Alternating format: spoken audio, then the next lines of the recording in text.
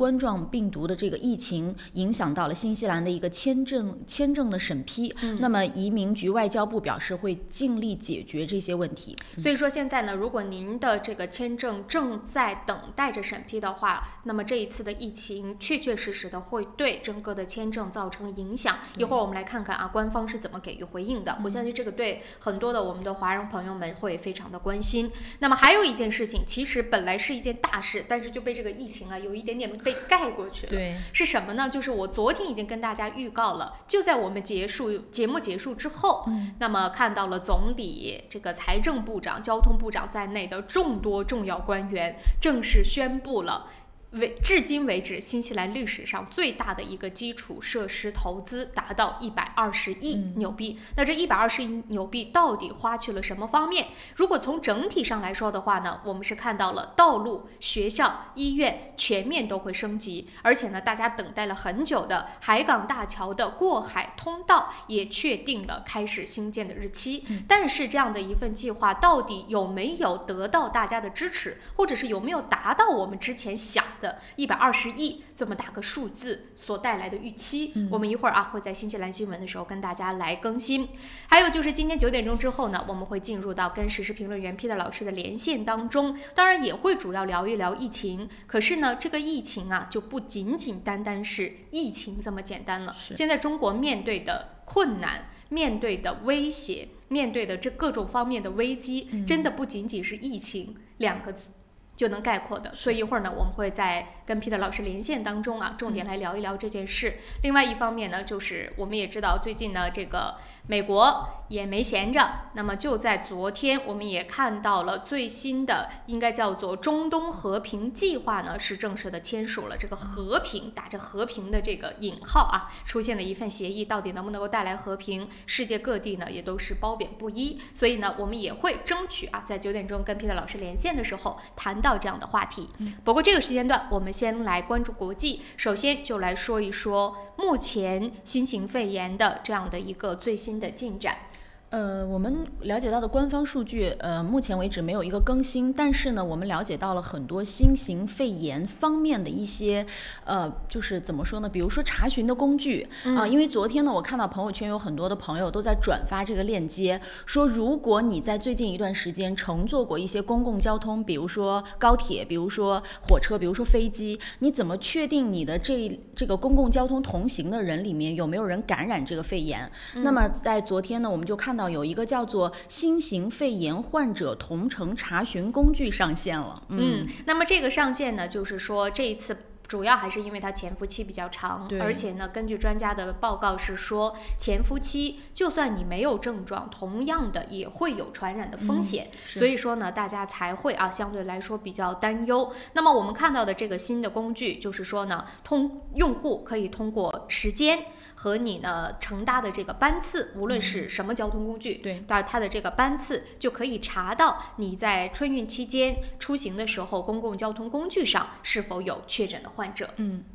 同时他说这个查询的这个工具啊，还可以了解到全国的疫情实时动态。就是为什么我们今天没有给大家说这个具体的数字，因为我觉得可能到目前这个阶段，大家对这个数字的更新都已经不是很想去了解了。或者是说不能说这个数字不具备意义吧，但是呢，跟之前的那种担忧或者是对数字的敏感性相比的话，现在稍微呢是可能降低了一些。毕竟我们现在也知道，昨天还在新闻当中跟大家说了，说这个真正的高峰或者所谓的最严峻的阶段，或者是可能看起来数字上最可怕的阶段，当时专家是说可能在1周到10天之内。但是这个数字它往往呢和真正的疫情所被控制的程度是有滞后性的。就比如说我们刚刚开始说爆发的那个时候，虽然看起来数字少，但其实那个时候更加严峻。那么现在虽然我们看起来的数字多，但并不代表说是现在成为了这个感染或者是传播的最主要的时期。有可能是说数字的这种滞后性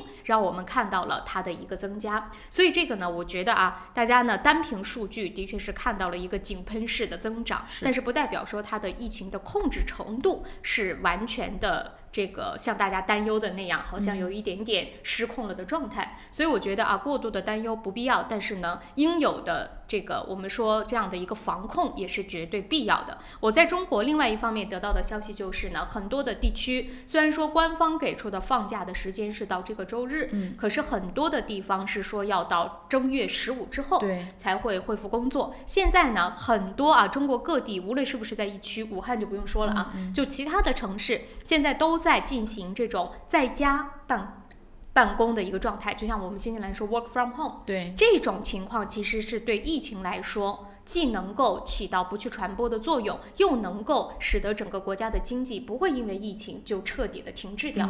所以说啊，这个 work from home 现在是在中国成为了一个大家比较愿意去选择的方式。那么 work from home，如果中国这么大的一个经济体或者这么多的人口，必须就是要有非常的稳定的以及快速的网络作为支持。不过好在啊，在这一方面，中国应该算是所有世界上国家基础设施当中比较属于前茅的一个地方。对，所以说啊，在这种时候呢，就看出来了哦 ，work from home 可以的确是在中国实现。对。除此之外，我们也看到说，现在学校有很多地区的学校它也发布了这个通知说，在正月15之后呢，学校可能也暂时不会开学，学生们会通过这种网上授课的方式先来关注或者了解到新学期的一些课程。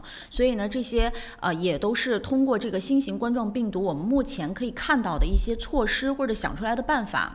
当然了，也不是说所有的公司都可以做到 work from home， 毕竟大家的工作的性质不同，所以现在很多人就开始担忧这个返程到底会不会造成大爆发。那昨天呢，我们是得到官方的消息是这样说的，他说呢，这个中国的这个春节假期啊，的确是给这个疫情一个非常好的窗口。对，这10几天或者是就至少吧，有10天的时间，让很多已经出现症状的患者早就已经就医了。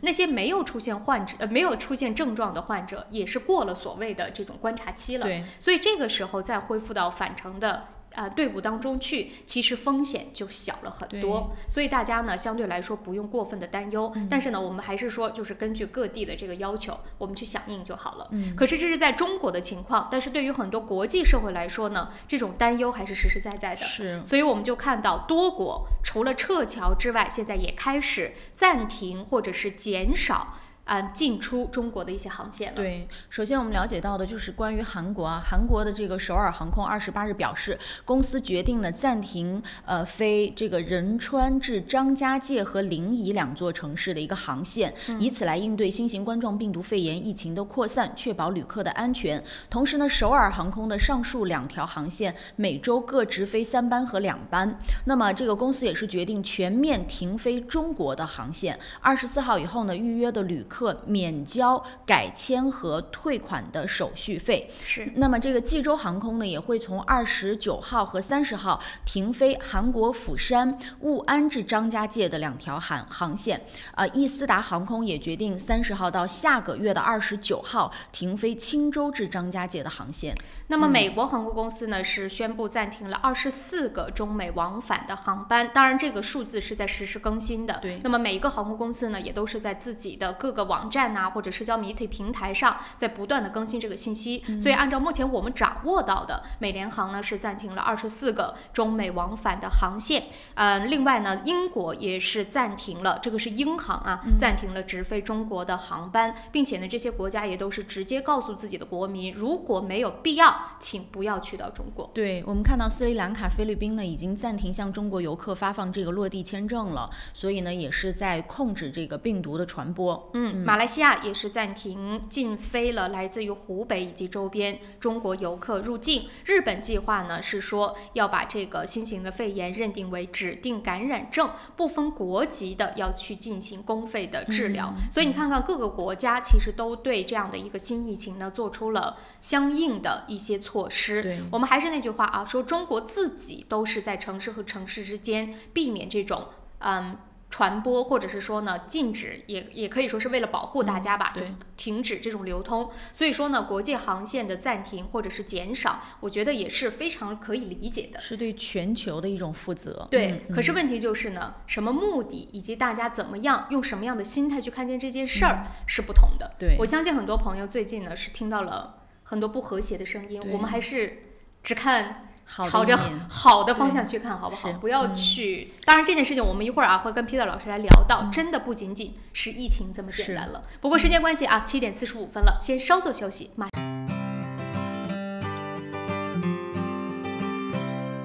如果您懂英文，生活就会更便利。Diners Speak 全日制 NZCEL 新西兰英语证书课程2月24日即将开课，请速报名。由初级班到中高级班，入学考试将为你选定相应级别，每周上课12到15小时，有教师指导，可以由浅入深学习听说读写，还有20到22小时的自修时间。学习结束可获 NZQA 毕业证书。16岁或以上的新西兰永久居民或公民，课程全部免费，还可申请学生津贴。咨询热线0800-355-344。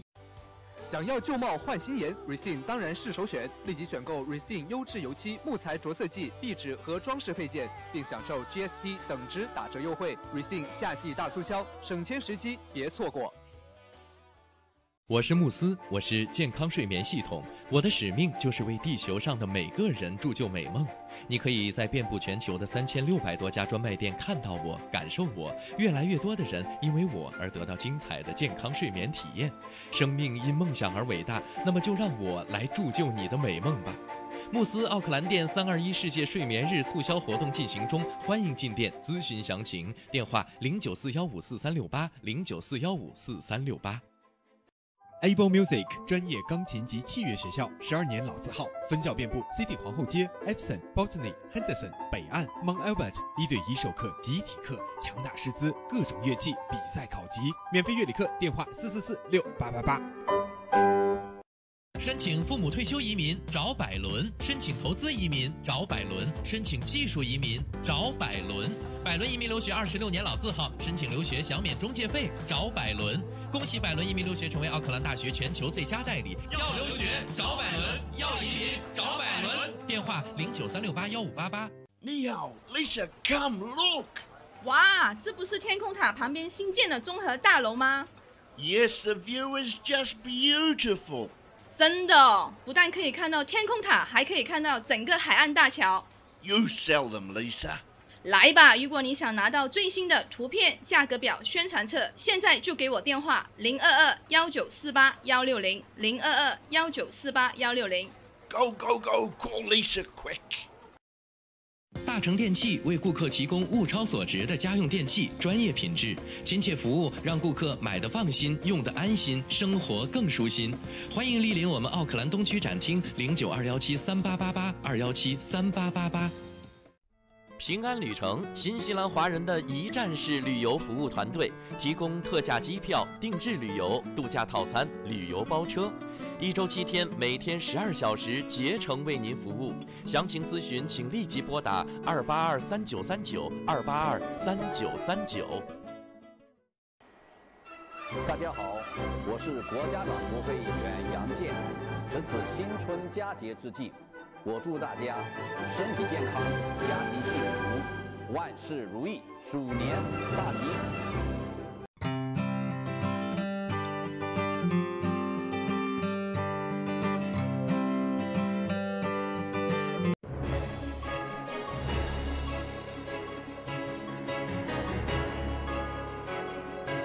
朝闻天下由春丝面条冠名播出。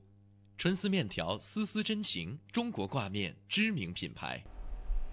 早上的7点48分，欢迎大家继续收听收看《朝闻天下》。那么继续呢，跟大家带来一些最新的消息。刚刚就聊到了关于这个疫情，很多国家做出的一些反应啊，或者做出的一些措施。我觉得只要是在合理范围之内的，只要是出于真正的保护的目的，无论做什么，我觉得都是应该的，可以理解的，也是可以理解的。对。可是如果要是借着这样的一个疫情去煽动也好，或者是说呢去制造也好，很多的不必要的恐慌，或者去满足你想要去做的某一些事情，我觉得那就真的大可不必了。是，所以我相信大家能够听得出来我说的这个是什么意思啊，我们也就不用特别的去特指什么样的行为了。最近的无论是在我们的社交媒体，在各个主流媒体也好，或者是说呢在我们中国的媒体也好，看到的这些新闻的内容传递出来不同的声音和讯息，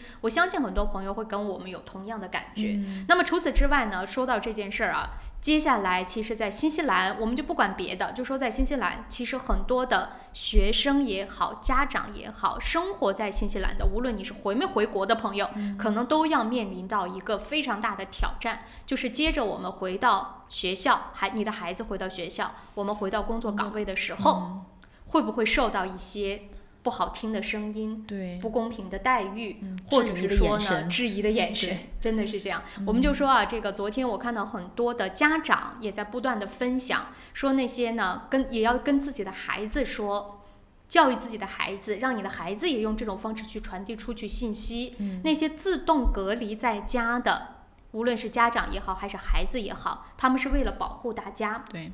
而不是他们就是所谓的病菌携带者、疫情携带者。对，所以有的时候啊，我们真的做家长的，在看到这个疫情的时候，大家的这种恐慌的心理，谁都能理解，谁不慌，我也慌。对，侯磊作为家长，作为妈妈，自己孩子马上要上学，自己心里急不急？也急。可是有的时候呢，真的，我们的孩子所得到的所有的信息和他们为人处事的方式，真的是跟家长学的。对，就是这种态度，孩子的态度其实80%取决于家长。对，如果你这个家长，你面对这件事情你是很理性的，然后很善意的，并且说有很稳定的这个解决和处理的方法，那孩子会因为你的这种影响给他一种信心。是，但是如果你本身就是有抱着一种造谣的，或者说就是胡思乱想的心机很深的，用得很对，对，心机很深的这样一种态度去教育你的孩子怎么去防止别人，那我觉得对于孩子来说，他可能也会受到心术不正的影响。比如说我举个很简单的例子啊，我现在就看到一种什么样的现象呢？比如说已经从国内从中国回到新西兰的一些家长，他现在就在开始考虑说，要不要新西兰这边停止所有的航线了。这就很像说，我买了房子，我就希望房子开始涨价。对，我买之前就希望房子是价格最低的时候，事不关己高高挂起。对，还有一种呢，我们也听到很多的声音，就在说担心是不是很多的这个家长是自己没有带孩子回去，然后呢，但是家里面有亲戚朋友老人来了，说他不符合说自己在家隔离14天的这个标准，那会不会携带病毒去？那家长在说的时候，或者是在表现出来这种担忧的时候，我们都能理解。你说是不是所有的家长脑子里都过这样的话？我相信可能大家都考虑过。对，但是你是怎么表现给你自己的孩子看的？如果你的孩子看到的父母表现出来的讯息是说嫌弃，对，或者是说呢避之不及，那他带给或者是他在表现在学校的一个状态就是这样的。对，那作为家长的，你又希不希望自己的孩子在学校当中面对的是大家这样异样的眼光呢？就像我们说，现在武汉人脸上写的就是疫情，那你希不希望我们的华人的孩子去到新西兰这边的学校之后，写的也是 China Kids？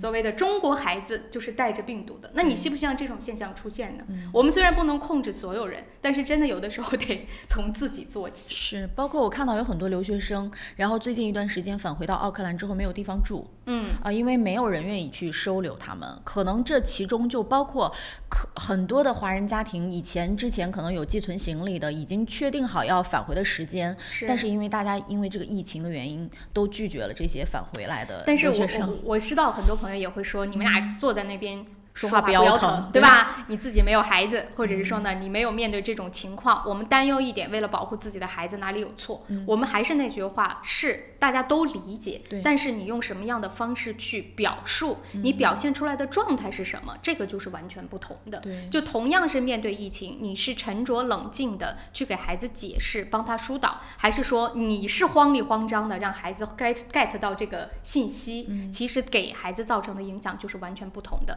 但是无论如何啊，我是觉得做家长的可能也要稍微做好准备一下，这边的开学季来了之后，肯定会有这种声音出现的。那你作为家长可能真的要想好怎么样去跟自己的孩子解释这件事儿。如果他在学校当中碰到了类似的情况，有人就是你知道，孩子其实他们是很天真的对，他们有的时候真的不是考虑那么多，也许他根本不会因为说你是来自于哪里，他就觉得别人都这样说，我也这样说一下，我就说一下，你有没有隔离啊？或者说你身上是不是有疫情啊？那如果你的孩子在这个时候听到了这种声音，心里有了一些涟漪，或者心里真的出现了波动，那你作为家长的真的要想好怎么样去跟他解释。对，怎么去首先我觉得作为家长你要去分清楚怎么去判断这件事情，对，然后怎么去跟孩子解释，怎么去给孩子鼓励啊，我觉得这些都很重要。所以无论如何吧，就把这件事情呢，把我们俩可能作为女性啊，在这件事情上比较敏感，也许爸爸在听就觉得我们俩在这儿多余是吧？不用那么操心，孩子们会自己走过来的。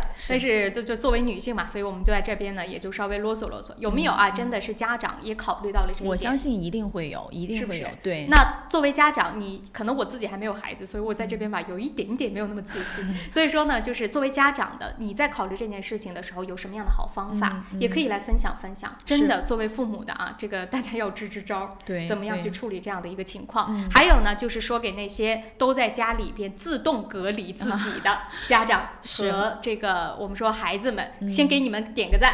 这真的是对自己负责，也是对社会负责。也希望大家在家里边啊，好好休息，可以自娱自乐，对吧？找一点乐子。我看现在网上很多。这个就是我们为了给这些自动隔离的朋友点赞哈，特意寻找了一些可以在家宅的时候去做的事儿，可以让大家有一种健康的心态去解压。比如说我们在网上就看到很多段子啊，说有人在家这个全家老小在客厅玩套圈儿，然后哎呦我的天啊，对，然后包括就是一个人嘛，他坐在这个桌子上打4个人的麻将。轮着就转着打，对，还有给这个橘子做剖腹产手术，就类似于这样的段子，我们在网络上已经可以看到很多了。但是我们知道，在新西兰这边，如果你隔离，一般都是跟孩子在一起嘛，所以其实你们大家可以从这个网络上去搜一些和孩子在一起玩的游戏。是我们不是经常都说陪伴是最长情的，平时都没有时间陪伴，这可是有的，对，所以这个时间呢，陪着孩子在家自己做一些，比如说保龄球的这个小道具啊，院子里头打个篮球啊。有了孩子之后啊，这个父母的创造力都有所提升，脑洞大开，脑洞大开。不过时间的关系啊，很快已经到了7点57分了，我们有的稍作休息一下，来听几则商家好介绍。一段整点新闻回来之后呢，我们来关注新西兰，看看撤侨的动作到底要怎么做。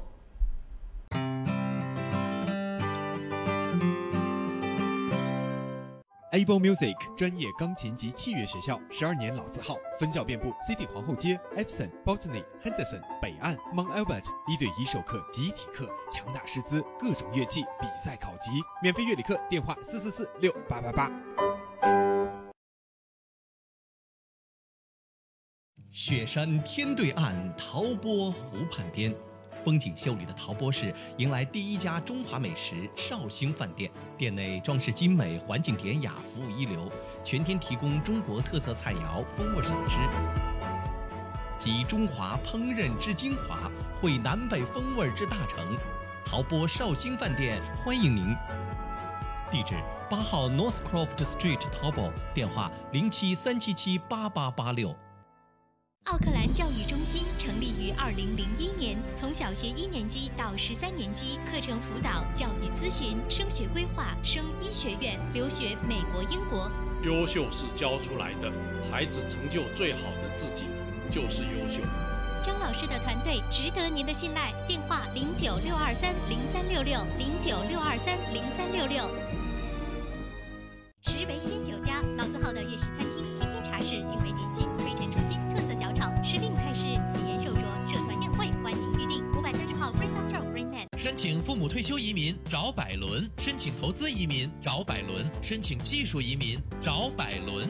百伦移民留学26年老字号，申请留学享免中介费找百伦。恭喜百伦移民留学成为奥克兰大学全球最佳代理。要留学找百伦，要移民找百伦。电话0936815588。立东换汇，诚信、安全、可靠、保密，加上专业的理财经验，欢迎来电5228698，5228698，门前有大量停车位。地址1号 Kenneth Street Newmarket。石围鲜酒家，老字号的粤式餐厅，天天茶室，精美点心，非陈出新，特色小炒，时令菜式，喜宴寿桌，社团宴会，欢迎预订。530号 Princess Road Greenland。安潘建了杨为您推荐5号 Kingston Avenue Monroe-Scale 1930年代的特性 bungalow， 3房加学习房和独立的客厅带壁炉，宽敞的门厅，地高景美，能看到天空塔。位于方便地段 Dominion Road 旁，走路去太平购物超市、银行、中餐馆、公交车站及其他便民设施。Dominion Road 小学就在您家背后。近 Monroe-Scale 初中、高中，开放日周6日12点到12点半，请联系杨丽萍0213383111。GPOS 世博商务20年软件开发经验，拥有数千家客户。GPOS 智能超市管理系统、餐饮系统、移动支付、网络销售。GPOS 世博商务带你进入商业管理的信息时代。电话6388-288，6388-288。大成电器为顾客提供物超所值的家用电器，专业品质、亲切服务，让顾客买得放心，用得安心，生活更舒心。欢迎莅临我们奥克兰东区展厅0921738888，2173888。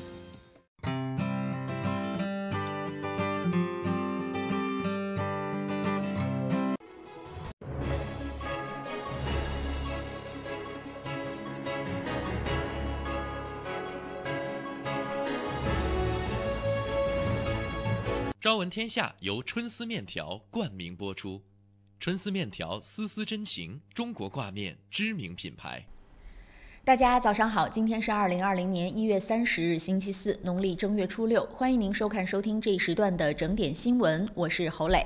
首先呢，我们来关注新西兰新闻，澳新两国将合作撤侨。昨天呢，澳大利亚总理宣布，澳大利亚政府计划采取行动，将目前被困在武汉的600多名澳大利亚人转移到圣诞岛拘留中心进行隔离。新西兰总理也宣布，新西兰将加入澳大利亚的计划，从新型冠状病毒疫情中心撤回本国公民。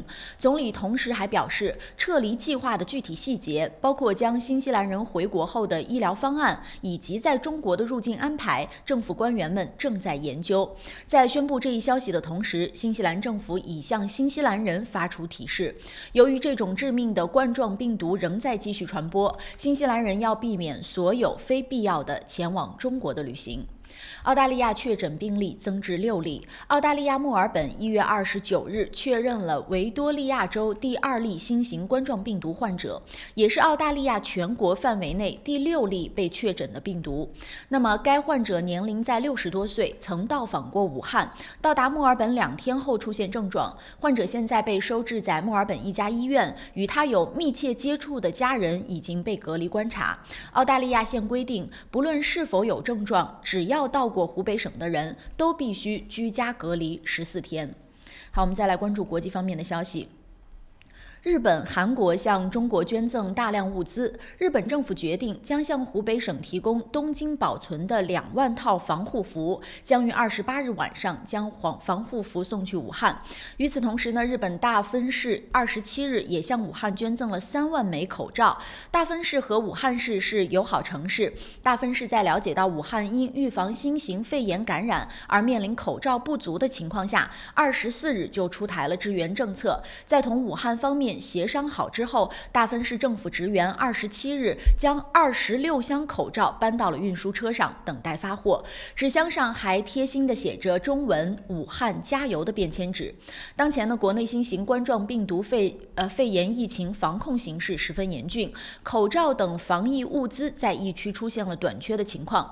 据此前报道，26日装载有日本民间捐助的100万只防疫口罩的3U8086东京到成都川航航班已经抵达成都双流国际机场，物资呢也已经通过气运紧急驰援武汉。此外呢，韩国政府与民间共同筹措的200万个口罩、防护服、护目镜各10万套等医疗救助物资也将转交给中国。因新型冠状病毒疫情，美联航宣布暂停24个中美往返航班。当地时间1月28日，美联航宣布，考虑到新型冠状病毒的疫情，将暂停2月第1周的24个中美往返航班。美联航在声明中说，由于到中国旅行的需求显著下降，我们将从2月1日至2月8日暂时从我们的枢纽城市到北京、香港和上海之间的一些航班停止。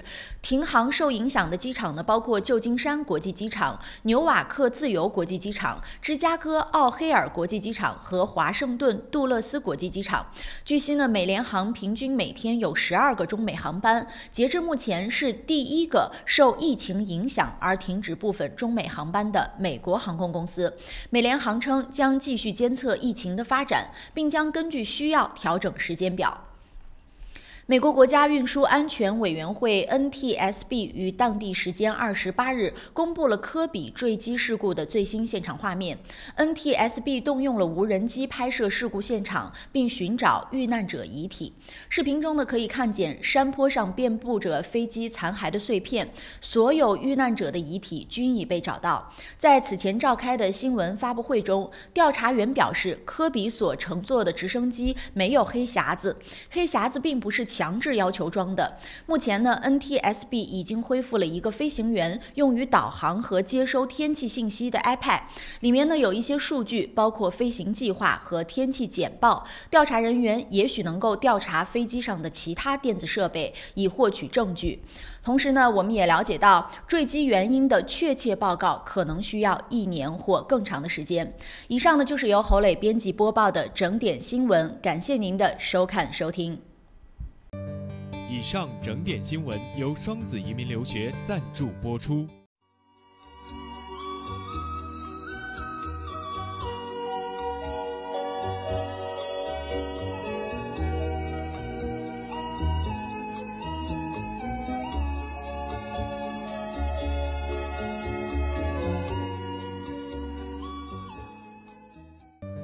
天气预报由玉山 KCH 独家冠名播出。玉山出新品了，最新推出的 Ushi 乳酸菌饮料，完全不含脂肪，还能易促进肠道健康，喝起来酸酸甜甜，让您一整天都有好心情。还有 Ushi 水蜜桃味冰红茶和 Ushi 芦荟饮品，大颗的芦荟果粒好好嚼，让您根本停不下来。这个夏天，快来尝尝我们全新的 Ushi 家族吧！玉山之父，你我之福。公司地址43A Lady Ruby Drive East Tamaki， 联系电话0927235519，0927235516。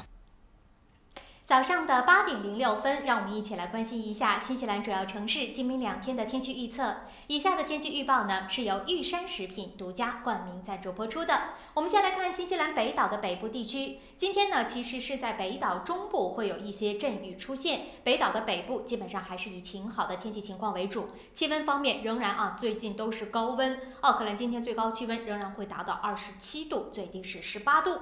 北岛南部地区呢，今天也基本上全部都是晴好的天气，极个别可能会出现一点点阵雨来降温。气温方面 ，Napier 最高温度将会达到29度，惠灵顿稍微凉快一点，最高温度是24度。那么南岛北部地区呢，今天也基本上都是晴好的天气，偶尔呢会看到个别的地方出现些阵雨。但是南岛的西海岸气温明显凉快了很多，今天的最高温度基本上都是在19、20度左右。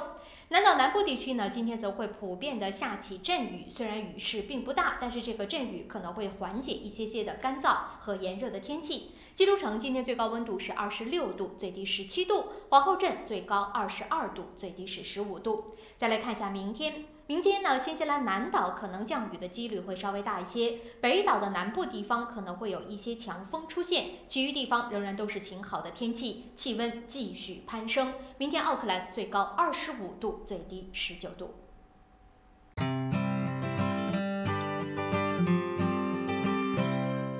来自柬埔寨传统优质稻米产区的龙凤牌上等特级茉莉香米2019年新米全面上市了。龙凤牌茉莉香米100%的茉莉香米，晶莹剔透，清香软滑，价格适中，深受广大消费者喜爱。龙凤牌上等特级茉莉香米，餐馆酒楼消费者的最佳选择。买大米请认准龙凤牌新西兰总代理林氏兄弟出入口有限公司。申请父母退休移民找百伦，申请投资移民找百伦，申请技术移民找百伦。百伦移民留学26年老字号，申请留学享免中介费，找百伦。恭喜百伦移民留学成为奥克兰大学全球最佳代理。要留学找百伦，要移民找百伦。电话0936815588。富家安橱柜专业打造厨房、卫浴、衣柜产品，设计精美、实用、大方。富家安橱柜用心守护您在家的每一个角落。电话09265299265299。Able Music 专业钢琴及器乐学校，12年老字号，分校遍布 City 皇后街、Epsom、Botany、Henderson、北岸、Mount Albert， 1对1授课、集体课，强大师资，各种乐器，比赛考级，免费乐理课，电话4446888。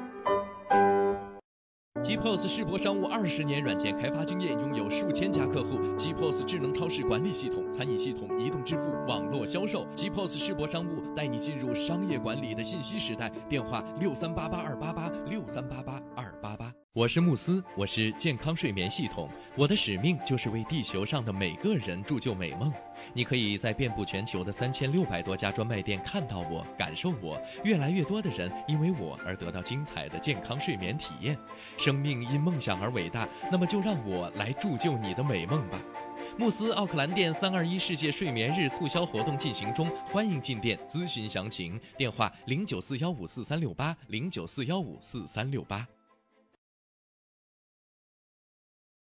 雪山天对岸，陶波湖畔边，风景秀丽的陶波市迎来第一家中华美食绍兴饭店。店内装饰精美，环境典雅，服务一流，全天提供中国特色菜肴、风味小吃，集中华烹饪之精华，汇南北风味之大成。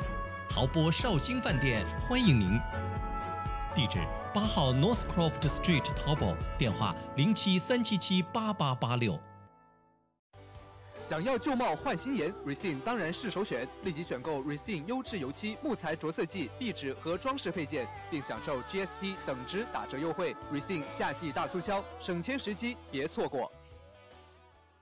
如果您懂英文，生活就会更便利。Diners Speak 全日制 NZC 1号新西兰英语证书课程2月24日即将开课，请速报名。由初级班到中高级班，入学考试将为你选定相应级别，每周上课12到15小时，有教师指导，可以由浅入深学习听说读写，还有20到22小时的自修时间。学习结束可获 NZQA 毕业证书。16岁或以上的新西兰永久居民或公民，课程全部免费，还可申请学生津贴。咨询热线0800-355-344。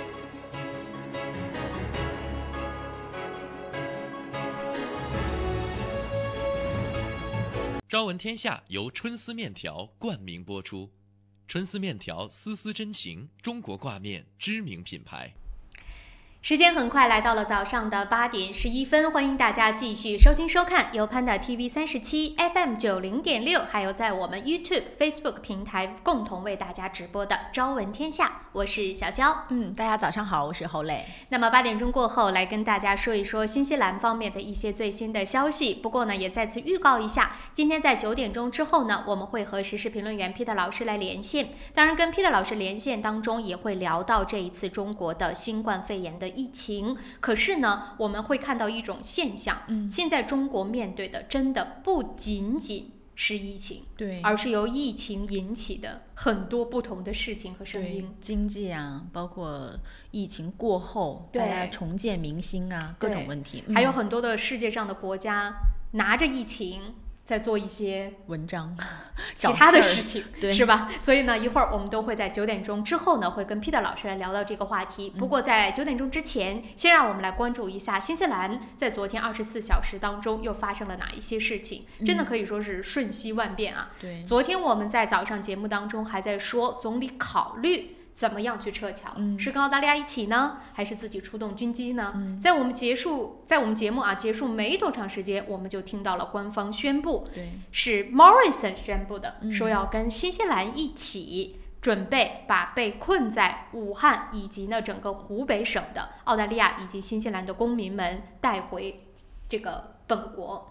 那么昨天我们看到首先宣布的是 Morrison 嘛，他当然宣布的，虽然说在整个发言的过程当中带着新西兰，但他主要的还是提到怎么样去安置澳大利亚的这些撤侨的居民。所以他提到的是说，现在在被困武汉的大概有600多位澳大利亚人。那撤回之后呢，为了保证安全，所以这一些澳大利亚人会被隔离在 Christmas Island。就是大家非常熟悉的圣诞岛。大家知道这个圣诞岛的原因是什么？不是因为它叫这么美丽的名字啊 ，Christmas Island， 而是因为那边是澳大利亚去暂时关闭或者叫呢隔离难民的地方。所以说呢，等于说这些从武汉和湖北省接回来的澳大利亚人，要先在这个岛上隔离14天，确定了没有任何的，比如说症状，或者是说呢，确认他们没有被感染之后，才会安排他们陆续的回到澳大利亚的本岛上去。那么对于新西兰来说，我们也知道，在 Morrison 做完宣布之后呢，我们的总理也给出了一个回应，就说的确，我们现在已经确定了会跟澳大利亚一起来联合做这件事儿。昨天还在说，可能是有52名。被困在武汉或者是湖北省的新西兰公民，但是我昨天看到的最新的消息是说，这个数字已经上升到了现在注册的就有82人。那么这82人会跟随着澳大利亚一起来带回到本国来，可是新西兰这边的消息没有确定是不是要跟澳大利亚人一起隔离在圣诞岛。那新西兰这边也没有具体说这一些被接回来的新西兰人要如何去安置。对，我们昨天还有今天早上包括在内啊，在采访总理的时候，他给出的回应都是细节还在商讨。对撤离回来的新西兰人进行的医疗隔离等措施和详细的撤离计划，目前双方官员正在商议当中。那么商讨，接着呢，记者就追问他要几天，要多长时间？他是说的 ，This is not easy。当然不是原话，就这个意思。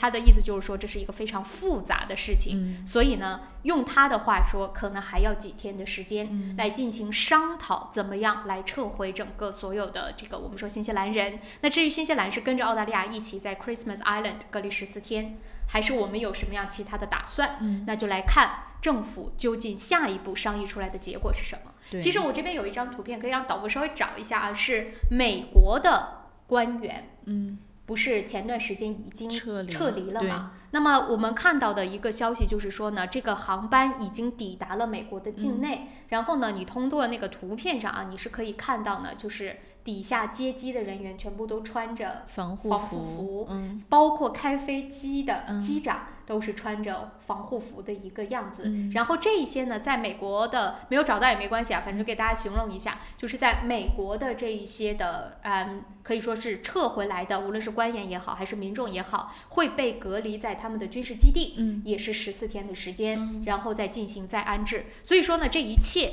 或者是我们已经看到的，或者是正在筹备的，总之我们是看到了计划。但现在民众比较着急的就是新西兰的计划到底是什么？首先第一件事情，飞机可能我们不需要了，无论是澳大利亚出军机，还是说它是出的客机，无论如何，我们是跟着澳大利亚一起撤回。这件事情不用担心。那么第二件事情就是我们要在哪儿隔离？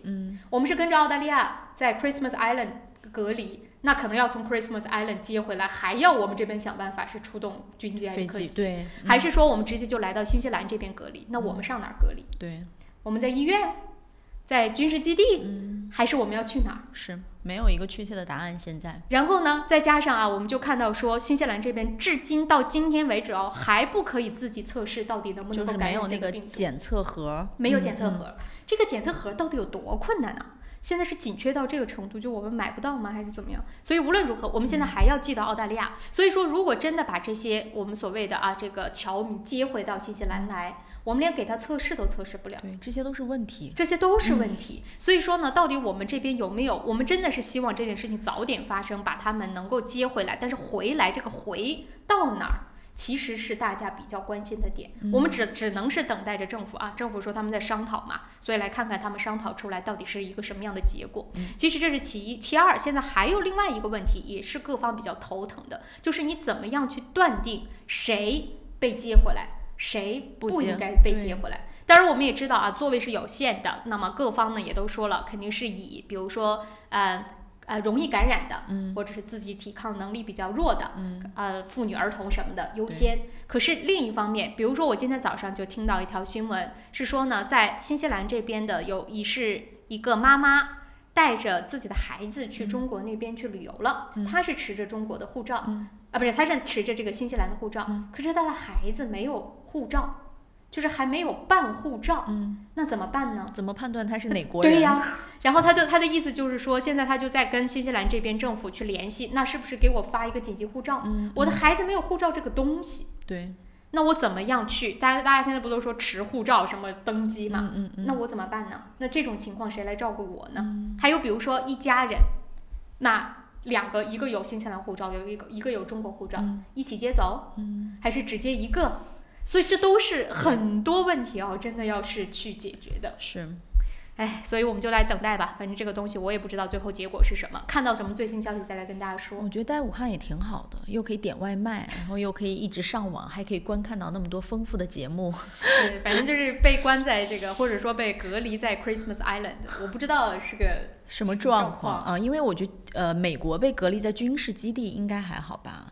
就是听起来好像还好一点对，因为我们通常对军事基地了解，你可以看到还不错，而且好像感觉上很安全是，但是关在圣诞岛，让人就不免有一些担忧啦。是，所以这件事情我们具体再来看究竟怎么样的一个走势。那么说到了这个疫情呢，昨天也看到了新闻，就讲到说有3名新西兰的少年现在被确定在中国呢隔离了，其中有1个人是出现了咳嗽的症状。这3名新西兰的青少年呢被隔离在中国的北部省份，他们不知道自己何时能够回家。那么这件事情是怎么出来的呢？是有一名男子告诉媒体说，他的18岁的儿子和2个朋友本来呢是打算从北京搭乘呢火车去前往莫斯科的，结果呢就是刚上火车就被人给隔离了，或者就被人呢给拦下了火车，因为其中的1个孩子是出现了发烧还咳嗽的状态。那么根据目前掌握的消息是说，这个出现了病症的新西兰的青少年呢是被送到了医院当中去进行治疗。那么其他的他的2个朋友呢是直接去接到了一个宾馆当中来进行隔离。可是现在令人担心的事情是什么呢？是因为他们的语言的问题，对，所以交流有限。所以这名在新西兰的男子，也就是孩子的父亲，是表示有点担忧的。他们也在联系呢中国，就是新西兰驻中国的这个大使馆也好，领事馆也好，希望可以为这几个孩子去安排翻译，让他们能够了解更加具体的信息，到底是怎么回事儿，他们的病症怎么样，以及到底什么时候可以离开。所以说到这个问题，我就想到联系上一条新闻，我就想，你看，比如说这条新闻当中，他说这3个新西兰男孩是被现在隔离在中国的北部，没有具体说是在哪里。那如果说我们有这个计划要去湖北省把我们的公民把新西兰的公民接回来，那这3个人他现在不在湖北省，是接还是不接？不接啊，现在就说的只接的是武汉和湖北省，甚至是有的地方说只接武汉的。其余的因为你没有停航班，对不对？那你该飞你就自己飞回来嘛，对不对？只是武汉现在禁止出入，所以他说呢要去做这个撤侨的动作。我刚才也看到呢，听众观众在问或者是在说他看到采访是我们的副总理曾经说那种 dependent 也一起接，就我们刚才不在说比如说孩子啊，或者是说这种双方不同的护照。但今天早上其实是有人问了总理同样的问题，总理给出的答案全部都是细节有待确定。所以我们在这边不能就是跟大家说，就是没有明确的答案，没有明确答案。副总理虽然这么说了，但总理可是说的是没有确切答案，一切都是未知数呢。而且真的有可能是要几天的时间。我在想你说这个，你要不要把所有东西都准备好了再跟大家说？你说这个时候让大家登记，就是已经出现了那种期盼的心情，然后他说具体的细节再商讨。尤其是我觉得现在等待接回来的这些人，更就是每天给每过几天给一颗糖吃的这种感觉，是不是更加令人焦急啊？所以这件事也跟大家来稍作更新。那么这个3个孩子，3个青少年在中国的一个情况，那么目前他的父亲就是说，感觉听起来他们一切安好，虽然说呢语言不通，所以很多情况不明确。但他们呢是得到了很好的照顾，该治疗的治疗，也有人让他就是吃饭什么的也都不成问题，所以他们就是静观其变。我觉得这一点作为父母完全不用担心，就是国外人在中国受到的这个照顾和待遇是非常好的。这件事情是让我们之前咱俩还在节目当中也提过这件事情，说手机丢了瞬间可以找回来。对，所以好了，这件事情也跟大家更新在这儿。还有另外一条讯息，也是昨天我看到很多人在传播，说新西兰这边有一名来自于中国的留学生被隔离了，说他是不是怀疑是确诊的这个病例。我们也要在这边跟大家来澄清，现在都没有官方的信息。我们昨天得到的是来自于卫生部的一个消息，是说他们不会就个例来进行评论。那么介于新西兰这边现在的状况就是不能自己检测，一定要寄到澳大利亚。所以一切呢我们都等到结果出来再说。对，他们也没有说有没有隔离，就是说不评论，也没有说是不是疑似病例，只是说现在确定没有确诊病例。我觉得作为政府官员在发布这些信息的时候，这个度把握的特别好。就是每次在中间的这个度，就是也不偏左也不偏右。但是就说到这儿啊，真的有的时候做媒体的，我们在这个时候如果要是用标题来博眼球，我觉得那真的就是有点说不过去了啊。对，所以大家都得自己心里得把这杆秤，无论你是做什么工作的，你在什么样的岗位，自己都要端正自己的一个态度，把很多的东西啊。真的，这个跟刚才我们说过的那个怎么去给自己的孩子传递理念的父母其实是一样的啊。我们其实也是这样一个位置。是，好了，那这些信息呢都是跟大家来稍作更新一下。不过另外一个就说到说新西兰政府请大家避免在没有必要的前提之下去中国，这件事情是政府真正宣布的。所以说呢，大家呢可能我估计这个事情也不用劝。该退票的我估计已经都退完了。如果要是不是真的必要，我估计大家也不会在这个时候非要去中国的啊。所以这件事情也就说到这儿。还有一点点时间，我们也快速的把这个签证的事情跟大家来说一说。很多朋友可能现在自己的这个签证是被卡在了移民局。那么这件事情的确是因为疫情受到了很大的影响。新西兰移民局就说呢，由于这个新型冠状病毒的爆发，北京的办事处已经关闭了，签证办理可能会出现延迟。那么北京办事处呢是新西兰移民局在中国的唯一办事处，并且是2年前重组后在海外仅存的2个主要办事处之一。所以说呢，这个办事处当中的现在的很多签证都目前处于这种暂停，或者是说甚至叫积压的一个状态。那我们也看到北京办事处的官网上就说了，说他们现在北京的学校和企业都要求被关闭到了2月3号。当然了，北京办事处也会受此影响。那么新西兰的移民局方面也是一再的强调说，会想办法看怎么样来解决这个问题。但是延后和所谓我们说的这个就是暂停是一定要出现了。我想大家这个时候也就别急了，没有办法的事。当然了，在这个所有的疫情过去之后，当所有的这些办事处也好，或者是企业都已经重开了之后，它的那个积压的数量我估计会更多，所以处理起来啊可能就会更慢。本来现在移民局就面临着非常多的这种积压的状态，但现在你也没办法，只能等待。那移民局也没办法，他只能说我们想办法，那能有什么办法？是不是？好了，时间关系啊，差不多已经到了8点27分了。关于疫情的一些最新的更新，先稍微跟大家呢说到这里。如果我们得到什么最新的消息，会第一时间跟大家来分享。不过呢，我们这一节广告商家好介绍回来之后，要跟大家来说说别的。其实还有另外一件大事，120亿的基础设施建设到底怎么花？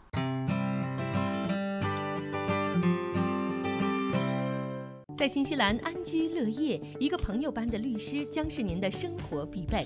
瑞启诗律师事务所为您提供24小时咨询服务，用专业的态度提供量身定做的法律服务。电话0958011083，瑞启诗律师事务所，您生活的可靠朋友。GPOS 世博商务20年软件开发经验，拥有数千家客户。GPOS 智能超市管理系统、餐饮系统、移动支付、网络销售。GPOS 世博商务带你进入商业管理的信息时代。电话6388-288，6388-288。换汇在东平，分分好汇率，款款有保障，有口皆碑，服务好，快速安全，信誉度极高。东平是助您安心就读和置业纽西兰最佳的换汇选择。电话0800-366-474或6大分店。您想到汇率高低，我们想到未来趋势；您想到全球商机，我们想到支付方案；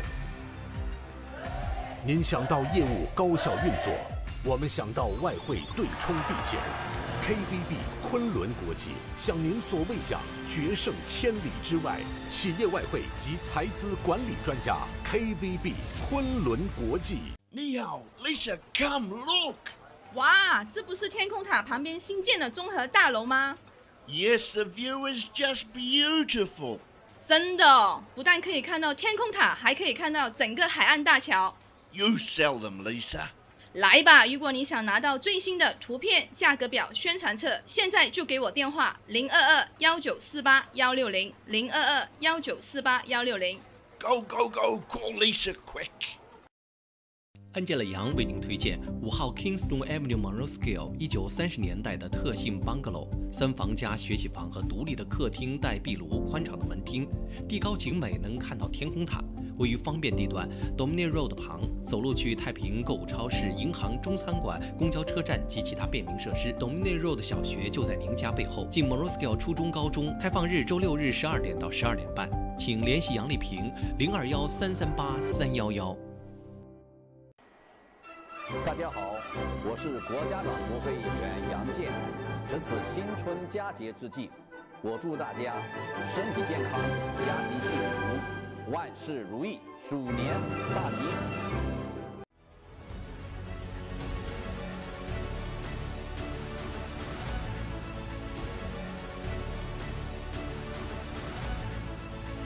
我是杨健。与您一同关注新西兰时政热点。杨议员时间每周一上午9点和晚上7点，熊猫电视台 TV37和 FM 90.6同步直播，敬请关注。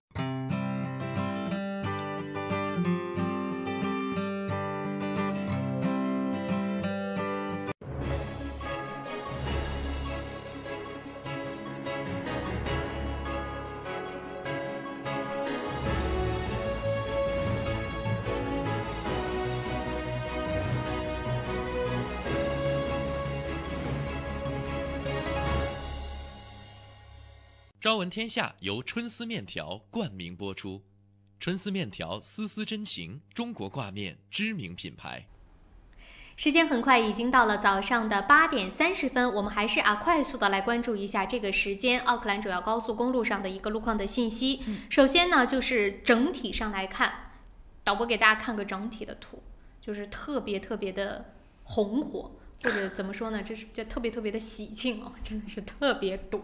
对，无论是哪一个高速公路上，今天早上都出现了大排长龙的一个状况。但是我发现最堵的还不是在8点半，最堵的是在8点钟。就刚刚8点钟侯雷报那个整点新闻的时候，我就刷了一下路况，那个时候比这个还要再深一个色号。就是现在目前来看，黑色大塞车的路段比我8点钟看的时候要稍微少了一点了。我估计这可能也跟很多学校还没开学有关。等到开学了之后，就8点半会是成为最堵的一个时间啊。好了，那我们先来看一下这个时间的路况。1号高速从南往市中心，从 East Market 一路红到了 Greenland。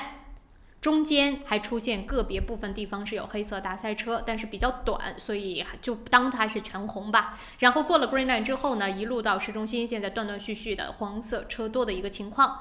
16号高速西区往市中心也是从基本上快到 Westgate 开始啊，一路到市中心全红，偶尔出现一点点黄，偶尔出现一点点黑，但是都是那种非常短暂的，全线基本上都是红色大塞车的一个状态。最后再来看北岸1号高速往市中心是在前半段 Albany Express Highway 一路呢是过了 Constellation Drive， 现在全线黑色大塞车，然后从过了 Constellation Drive 之后红到了 Eastman Road， 再从 Eastman Road 一路呢是黄色车多到 Oniva Road， 过了 Oniva Road 之后呢，今天早上还行。北岸大桥上目前来看呢，路况还可以啊，都是绿色行驶畅通的。所以还是再次提醒大家，路况比较的糟糕，开车的时候一定要注意小心驾驶。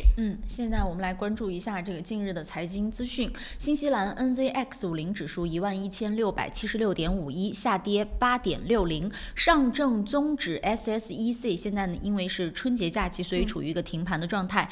道琼斯工业指数28846.33，上涨123.48。今天的这个汇率参考：纽币对人民币4.52，纽币对澳币0.97，纽币对港币5.07，纽币对美元0.65，美元对人民币6.94。汇率实时变动，实际以交易价格为准。好了，8点33分，继续跟大家说回到新西兰方面的新闻。关于疫情方面呢，我们会持续跟大家来关注。还有一条最新的消息，就是世界卫生组织现在正在开会，要再次就整个的这个疫情是不是要上升到就是紧急事件世界的这样的一个紧急事件来进行探讨。我估计要到新西兰的时间明天早上才会有比较确切的消息。这也是世界卫生组织呢派了专员去到北京之后。他们的宣布是说呢，比以前 getting worse， 就是比以前更加的严重了。可是到底要不要上升到全球紧急事件，这个呢就看他们开会的结果。所以明天早上我估计在节目当中啊，就是在我们的节目当中可能会看到。当然了，各个国家的这个航班自动的这个取消，其实变相的也在给世界卫生组织呢一些压力。也包括了美国的很多的这种声音，也在给世界卫生组织一些压力。另外一方面呢，世界卫生组织也说感谢各个国家各自的采取的一些防御的措施，他觉得这些都是积极的。对，但是不是要上升到紧急状态，那我们就等待着这些世界卫生组织的官员开会了结果之后，再来跟大家说啊，最终的结果。好了，时间关系，我们接着呢再来关注新西兰的另外一件大事。疫情归疫情，但是这个日子还是要过的。对，很多的东西还是要该发展，该造的还得造，该建的还得建。那么说到的是什么？就是昨天我们在节目当中已经跟大家预告了，说呢政府要开始宣布120亿的基础设施建设资金到底怎么花。我们了解到的这条新闻说，这个工党联合政府呢，在昨天宣布了这个120亿的基础建设的计划，其中包括了道路、铁路、学校和医院多个项目。此外呢，还有一条奥克兰海港大桥上的自行车和行人的过海通道啊。在这个资金当中，有68亿将投入交通设施建设，奥克兰、怀卡托、丰盛湾、惠灵顿、坎特伯雷和皇后镇地区都将会受到这个就是资金的投入。对，资金投入。所以说呢，因为它的那个 list 太长了，如果要是大家真去看的话，几十页。这条路加什么，那条路修哪儿，等等等等，所以我们在这边呢就不一一的跟大家赘述了，我是挑几个亮点跟大家来分享这120亿的钱怎么花。当然其中的最大头就是在68亿的这个交通方面的建设投入。那这个投入呢，其实是主要分成了3个部分。对6个主要增长地区的交通基础设施，总共呢就提供了68亿。什么叫主要的地区？比如说其中奥克兰是最大头，拿到了22亿。有的人说呢，好像比这还多。当然这个如果要是真的只看奥克兰市内的话是22亿，当然如果要是包括了很多连接奥克兰的道路的话，那可能呢会达到34.8亿。那么另外一个大头其实呢是投入在了 Northland，就是大家都非常熟悉的这个北地。那个地方呢，我们也知道是政府考虑要把港口迁过去的地方，所以那里呢也是获得了很多道路方面的一个资金。最主要的原因是说要将它拓宽，其实也是为以后为不住奥克兰港口搬家来做一个准备。因为那个时候我们也说了，挪港可能相对来说没有那么难，但是你从那个港再运输，你的道路跟不跟得上，铁路跟不跟得上，这是后来需要去考虑的问题。所以这笔资金当中就有一部分是投给了，其实是很大的一部分投给了 Northland，是为了可能以后挪港去做一个前期的准备。那除了道路方面，铁路方面是总共获得了11亿，还有呢就是其他方面的，比如说像自行车道还有我们说的这种人行道等等的建设方面。那么对于这个道路的投入，其实我们昨天在听新闻的时候听到了很多的声音，但是总结来说，大家认为的都是这就是之前国家党政府要准备修的路，现在呢工党上来之后不都暂停了嘛，然后紧接着现在好像类似于说我们可以借贷了，或者是大选年来了，他又把之前的那些暂停的道路开始重修了。这是国家党对这件事情的一个态度，或者他听完了之后整个计划之后给出的一个反馈。但是在今天早上我们看到总理接受采访的时候，他又是怎么解释的呢？他说首先第一，我们并不是在那个时候暂停了之后在大选年又开始做了，而是我们的所谓这个政府的 priority 他关注的倾向的方向是不一样的。我们上台之后，首先解决的是什么？是儿童贫困问题。我们解决的是福利方面的问题。虽然说这两方面我们没有完全的做好，或者是说我们没有完全的结束所有的动作，以后还会继续去做的，但是到了这个时候，在解决了他们认为一部分的这方面的问题之后，才开始考虑接下来是不是可以把钱投到了基础设施上。那么至于他说是不是跟国家党之前所宣布的那些道路改造计划是一样的，那总理给出的答案是当然不一样。他说那个时候国家党说的只是说我们要修路，就喊了句修路，然后呢很多的给了一些大的区域，比如说哪儿到哪儿，什么地方我们要开始拓宽道路，什么道路的这个升级。但是他说我们不一样，我们是经过了2年的深思熟虑，我们也是经过了各种的 plan， 所以你去看看现在修出来的路是什么样子的，是旁边有自行车道的，是旁边佩戴人行道的，是整个的这个计划要比国家党那个时候空头只喊说我要建路要完善的多的。所以说千万不要说我们是一样的，是完全不同的。更详细，或者是说我们更多、更完善。对，他的那个只不过是空头，而且他说建，他建了吗？他没建呀。而且这是他的计划，跟我们又有什么关系呢？这是我们经过了规划之后所做出的投入的资金。所以这是在道路方面啊，就基本上就这样了。那么说到道路，还有一个就是大家非常期待的北岸大桥的步行和自行车道。这个计划也是正式宣布了，将会总共投入3亿6千万纽币，并且呢是在明年开始就要正式开建了。以后北岸大桥底下就会多一条。我用我的腿走过北岸大桥的计划终于可以梦想成真了。那现在是开始，至于什么时候成真，是明年开始哦，大家要注意。希望总是好的。对，我可不可以把这段话录下来？就说明年开始。投入是3亿6千万，然后等到明年或者后年的时候，如果我们还没有实现这个愿望，或者我们还在的话，我们到时候再把这个录音给大家拿出来看看，对，和那个时候喊出来的这个数字相比又会差多少，好不好啊？不过无论如何吧，反正北岸大桥是要开始动工了，我们期待着。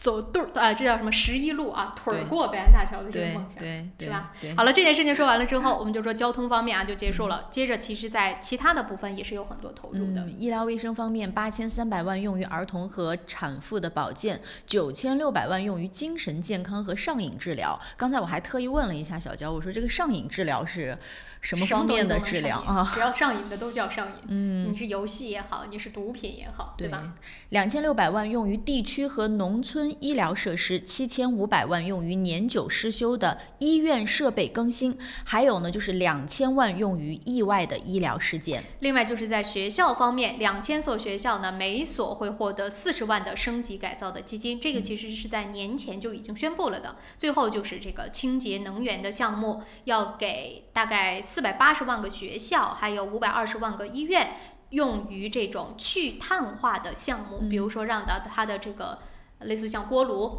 变得更加的清洁能源，让学校的这些可能耗费能源比较多的一些方式更环保等等就朝着这样的一个方向去发展。所以分一分120亿就没了。分完了之后，我不知道大家听完了感觉怎么样。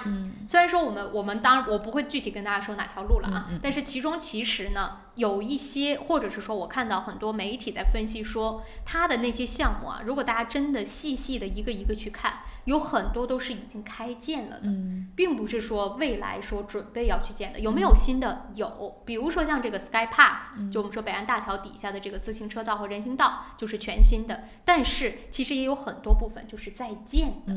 正在建的工程，举个最简单的，比如说在Pakuranga， 如果大家走在那附近，现在不在做那个公交车道嘛，然后整个Pamil的那个圆盘也没有了，现在那个地方就是修的乱七八糟，每天走的路线都不同。我现在每天回家都指不定被那个就是路标指到什么样的方向去走。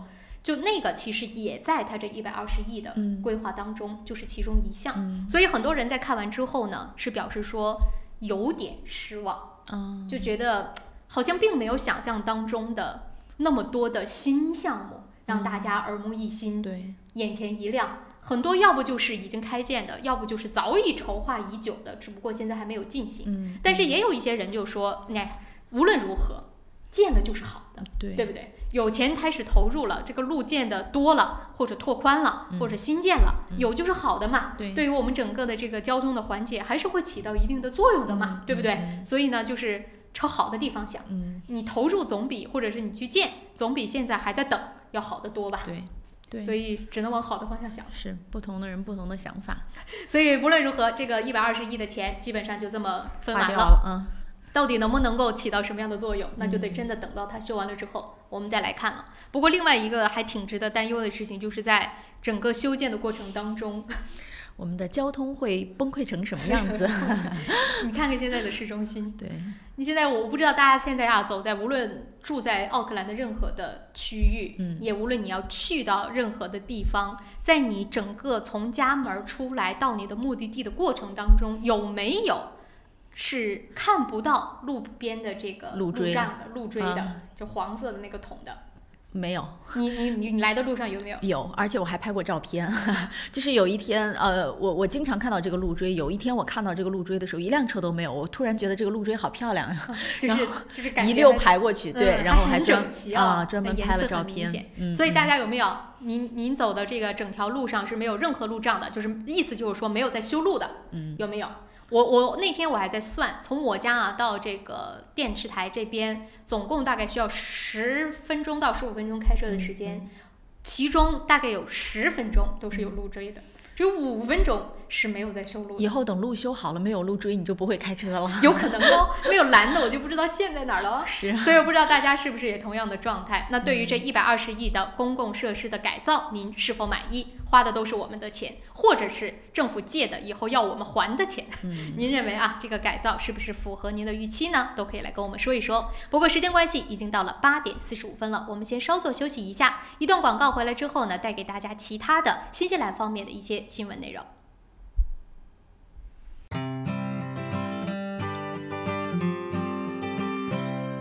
你好 ，Lisa, come look. 哇，这不是天空塔旁边新建的综合大楼吗？ Yes, the view is just beautiful. 真的，不但可以看到天空塔，还可以看到整个海岸大桥。You sell them, Lisa. 来吧，如果你想拿到最新的图片、价格表、宣传册，现在就给我电话022-1948-160 022-1948-160。Go, go, go! Call Lisa quick. 玉山出新品了，最新推出的 Ushi 乳酸菌饮料，完全不含脂肪，还能易促进肠道健康，喝起来酸酸甜甜，让您一整天都有好心情。还有 Ushi 水蜜桃味冰红茶和 Ushi 芦荟饮品，大颗的芦荟果粒好好嚼，让您根本停不下来。这个夏天，快来尝尝我们全新的 Ushi 家族吧！玉山之父，你我之福。公司地址43A Lady Ruby Drive East Tamaki， 联系电话09-272-3519 09-272-3516。新西兰百伦移民留学23年老字号，100%免中介费申请留学，专业办理各类签证、移民申请。要留学找百伦，要移民找百伦。想要旧貌换新颜 ，Resin 当然是首选。立即选购 Resin 优质油漆、木材着色剂、壁纸和装饰配件，并享受 GST 等值打折优惠。Resin 夏季大促销，省钱时机别错过。石维新酒家，老字号的粤式餐厅，天天茶室，精美点心，推陈出新，特色小炒，时令菜式，喜宴寿桌，社团宴会，欢迎预订。530号 Fraser Road Greenland。我是慕斯，我是健康睡眠系统，我的使命就是为地球上的每个人铸就美梦。你可以在遍布全球的3600多家专卖店看到我，感受我。越来越多的人因为我而得到精彩的健康睡眠体验。生命因梦想而伟大，那么就让我来铸就你的美梦吧。慕斯奥克兰店321世界睡眠日促销活动进行中，欢迎进店咨询详情，电话0941544368 0941544368。双子留学移民政府持牌，学生签证、工作签证、移民申请、父母团聚，各类疑难签证，双子一站式解决。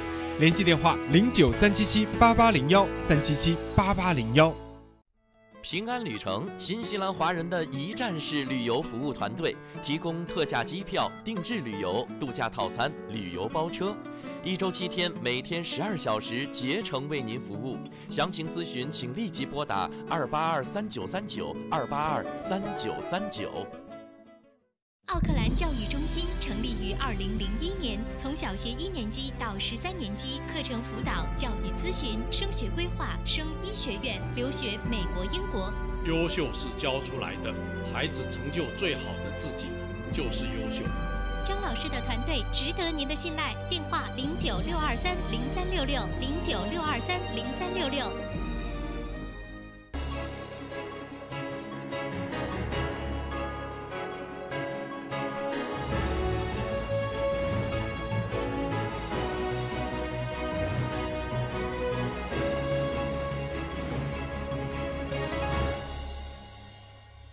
朝闻天下由春丝面条冠名播出，春丝面条丝丝真情，中国挂面知名品牌。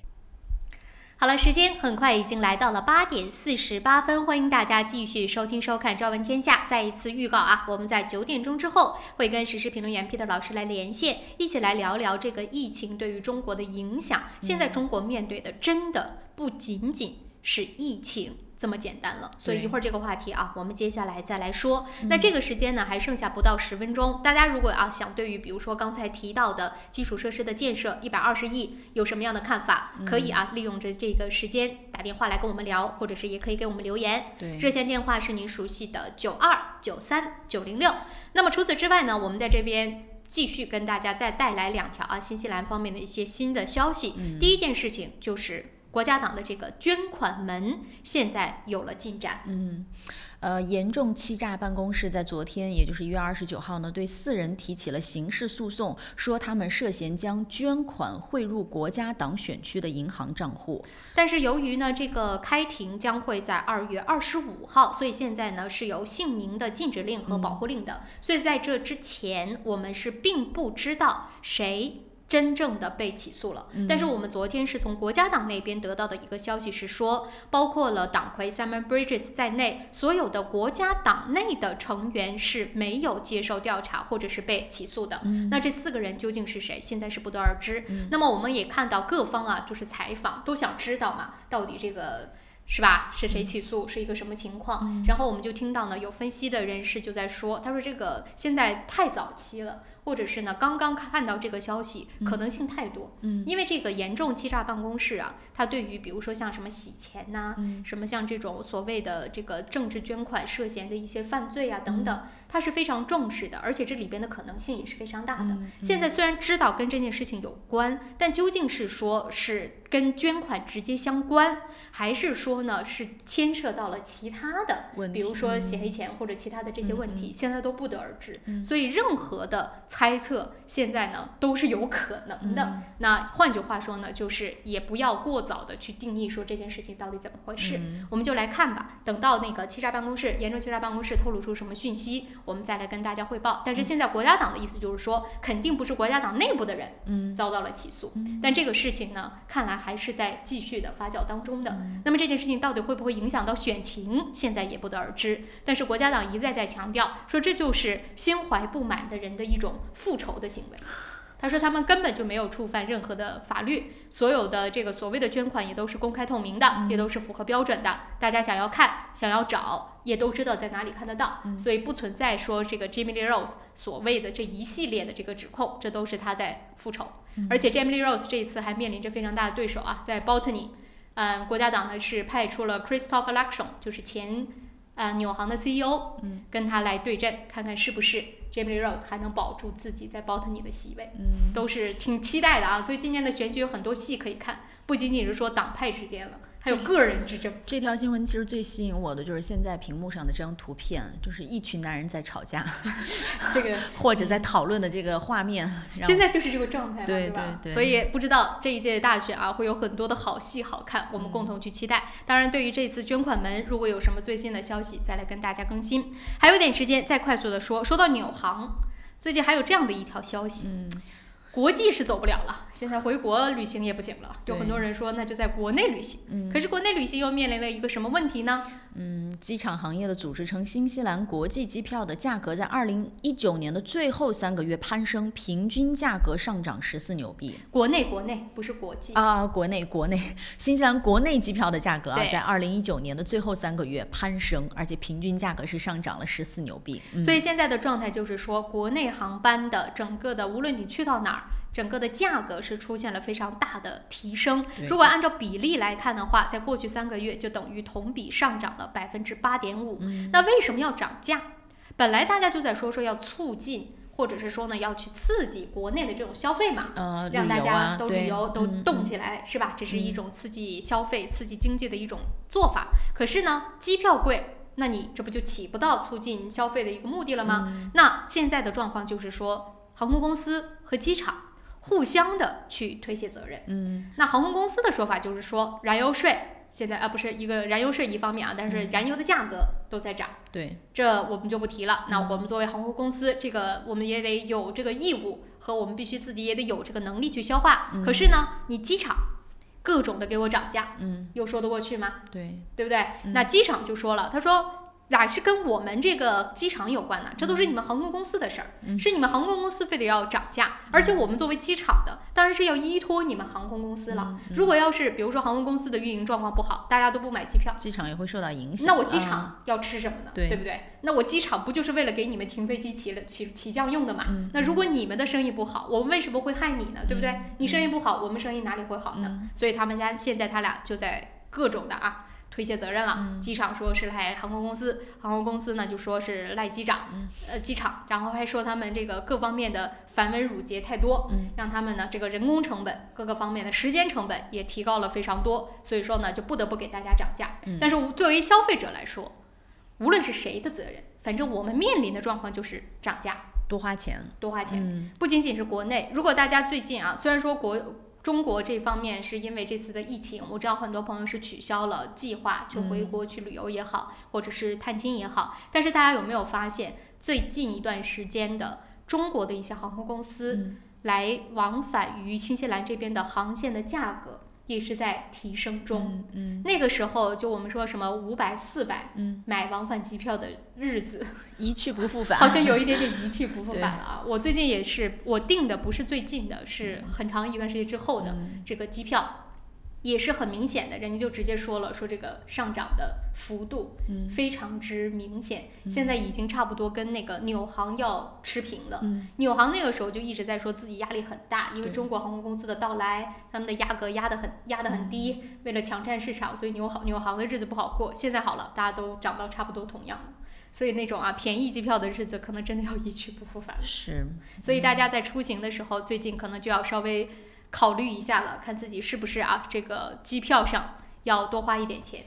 国内反正涨的是不低，那国际上呢，我现在看到纽航还好，但是比如说像在这个中国的一些航空公司的涨价，其实力度还是蛮大的。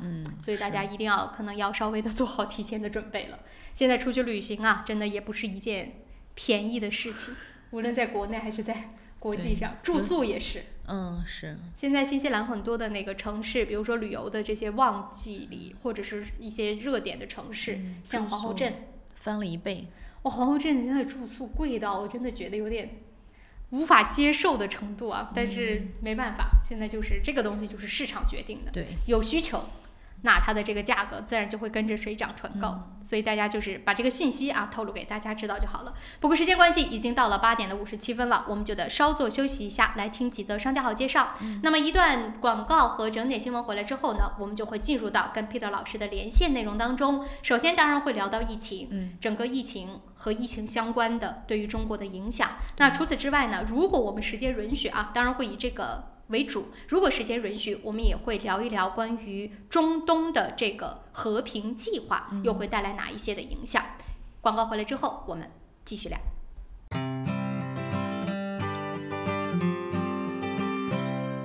换汇在东平，纷纷好汇率，款款有保障，有口皆碑，服务好，快速安全，信誉度极高。东平是助您安心就读和置业纽西兰最佳的换汇选择。电话0800-366-474或6大分店。我是慕斯，我是健康睡眠系统，我的使命就是为地球上的每个人铸就美梦。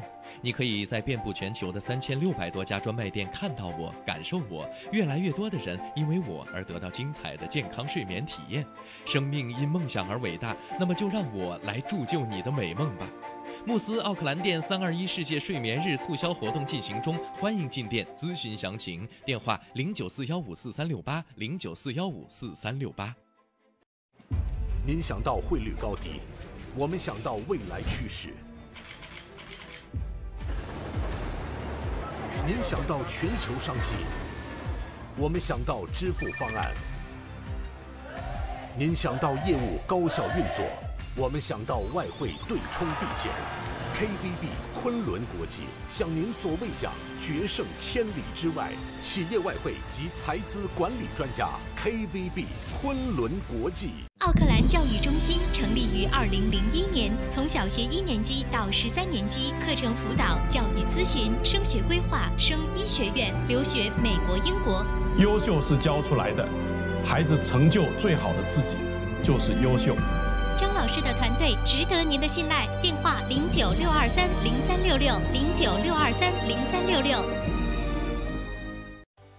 想要旧貌换新颜 ，Recin 当然是首选。立即选购 Recin 优质油漆、木材着色剂、壁纸和装饰配件，并享受 GST 等值打折优惠。Recin 夏季大促销，省钱时机，别错过。石围鲜酒家，老字号的粤式餐厅，天天茶室，精美点心，推陈出新，特色小炒，时令菜式，喜宴寿桌，社团宴会，欢迎预订。530号 Fraser Road Greenland。雪山天对岸，陶波湖畔边，风景秀丽的陶波市迎来第一家中华美食绍兴饭店。店内装饰精美，环境典雅，服务一流，全天提供中国特色菜肴、风味小吃，集中华烹饪之精华，汇南北风味之大成。陶波绍兴饭店欢迎您。地址8号 Northcroft Street 淘宝，电话0737788886。大家好，我是国家党国会议员杨健。值此新春佳节之际，我祝大家身体健康，家庭幸福，万事如意，鼠年大吉。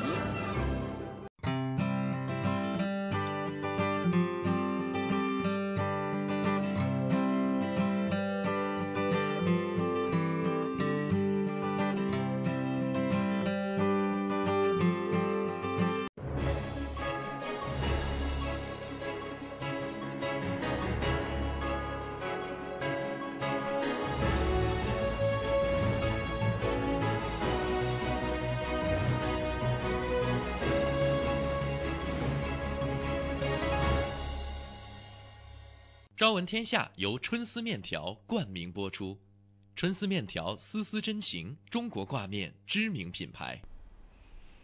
好，大家早上好，今天是2020年1月30日，星期四，农历正月初6，欢迎您收听这一时段的整点新闻，我是侯磊。首先呢，让我们一起来关注一下新西兰新闻。澳新两国将合作撤侨。昨天，澳大利亚总理宣布，澳大利亚政府计划采取行动，将目前被困在武汉的600多名澳大利亚人转移到圣诞岛拘留中心进行隔离。新西兰总理也宣布，新西兰将加入澳大利亚的计划，从新型冠状病毒疫情中心撤回本国公民。总理同时还表示，撤离计划的具体细节包括将新西兰人回国后的医疗方案以及在中国的入境安排，政府官员们正在研究。在宣布这一消息的同时，新西兰政府已经向新西兰人发出提醒，由于这种致命的冠状病毒仍在继续传播，新西兰人要避免所有非必要的前往中国的旅行。澳大利亚确诊病例增至6例。澳大利亚墨尔本1月29日确认了维多利亚州第2例新型冠状病毒的患者，也是澳大利亚全国范围内第6例被确诊的病例。该患者年龄在60多岁，曾到访过武汉，到达墨尔本2天多后出现了这个症状。患者现在被收治在墨尔本的一家医院，与他有密切接触的家人已经被隔离观察。澳大利亚现在规定，不论是否有症状，只要到过湖北省的人都必须居家隔离14天。好，我们再来关注一下国际方面的消息。日本、韩国向中国捐赠了大量物资。日本政府决定将向湖北省提供东京保存的2万多套防护服，将于28日晚上将防护服送去武汉。与此同时呢，日本大分市27日向武汉市捐赠了3万枚口罩。大分市和武汉市是友好城市。大分市在了解到武汉因预防新型肺炎感染而面临口罩不足的情况，24日就出台了支援政策。在同武汉方面协商好之后，大分市政府职员27日将26箱口罩搬到运输车上，等待发货。纸箱上还写着中文“武汉加油”的便签。目前呢，国内新型冠状病毒感染的肺炎疫情防控形势十分严峻，口罩等防疫物资在疫区出现了短缺的情况。根据此前报道，26日装载有日本民间捐助的100万只防疫口罩的3U8086东京到成都的川航航班抵达成都双流国际机场，物资已经通过气运紧急驰援武汉。此外呢，韩国政府与民间共同筹措的200万个口罩、防护服、护目镜各10万套等医疗救助物资也将转交给中国。因新型冠状疫情，美联航宣布暂停24个中美往返航班。当地时间1月28日，美联航宣布，考虑到新型冠状病毒的疫情，将暂停2月第1周的24个中美往返航班。美联航在声明中说，由于到中国旅行的需求显著下降，我们将暂停2月1日至2月8日从我们的枢纽城市到北京、香港和上海之间的一些航班。停航受影响的机场包括旧金山国际机场、纽瓦克自由国际机场、芝加哥奥黑尔国际机场和华盛顿杜勒斯国际机场。据悉，美联航平均每天有12个中美航班，截至目前是第1个受疫情影响而停止部分中美航班的美国航空公司。美联航称将继续监测疫情发展，并将根据需要调整时间表。科比直升机逝世现场画面公布，9人遗体已全部找到。美国国家运输安全委员会 NTSB 于当地时间28日公布了科比坠机事故的最新现场画面。NTSB 动用了无人机拍摄事故现场，并寻找遇难者遗体。视频中呢，可以看见山坡上遍布着飞机残骸的碎片，所有遇难者的遗体均已找到。在此前召开的新闻发布会中，调查员表示，科比所乘直升机没有黑匣子，黑匣子并不是强制要求装。目前呢 ，NTSB 已经恢复了一个飞行员用于导航和接收天气信息的 iPad， 里面有一些数据，包括飞行计划和天气简报。调查人员也许能够检查飞机上的其他电子设备，以获取证据。好的，以上就是由侯磊编辑播报的整点新闻，感谢您的收听收看。以上整点新闻由春丝面条赞助播出。春丝面条丝丝真情，中国挂面知名品牌。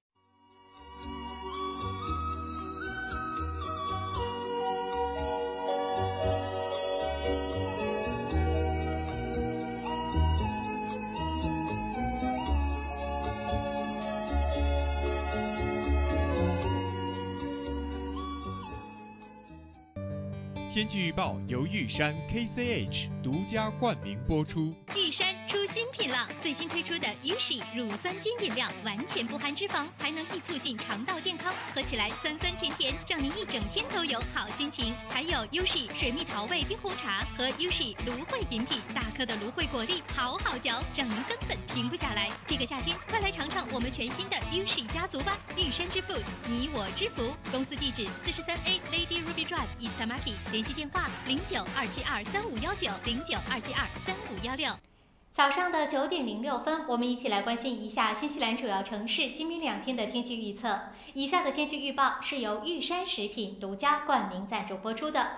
我们先来看新西兰北岛的北部地区。今天呢，新西兰北岛的部分地方会出现阵雨，但是北岛北部基本上都会是晴好的天气。奥克兰持续高温，今天的最高气温将会继续达到27度，最低温度是18度。北岛南部地区呢，今天是偶有真的是偶尔在个别的地方会看到阵雨出现，绝大部分还都是晴好的天气。在气温方面，唯一凉快一点的就是惠灵顿，今天最高气温是24度，最低16度。再来看南岛，南岛的北部地区呢，今天也是偶有阵雨，但是大部分地方还是以晴好的天气情况为主。不过南海的西海岸倒是真的比较凉快。今天呢，在西海岸的最高温度差不多都是只有19到20度，想要去避暑的朋友倒是可以选择一下那么南岛的南部地区呢，今天则是有大范围的阵雨天气出现。气温方面，基督城最高是26度，最低17度；皇后镇稍微凉快了一些，今天最高是22度，最低15度。那我们再来看一下明天。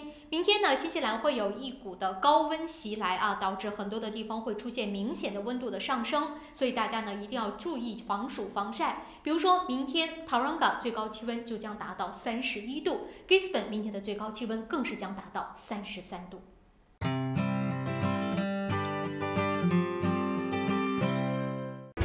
双子留学移民政府持牌，学生签证、工作签证、移民申请、父母团聚，各类疑难签证，双子一站式解决。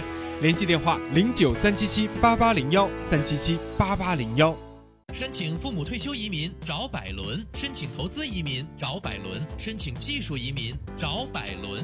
百伦移民留学26年老字号，申请留学享免中介费找百伦。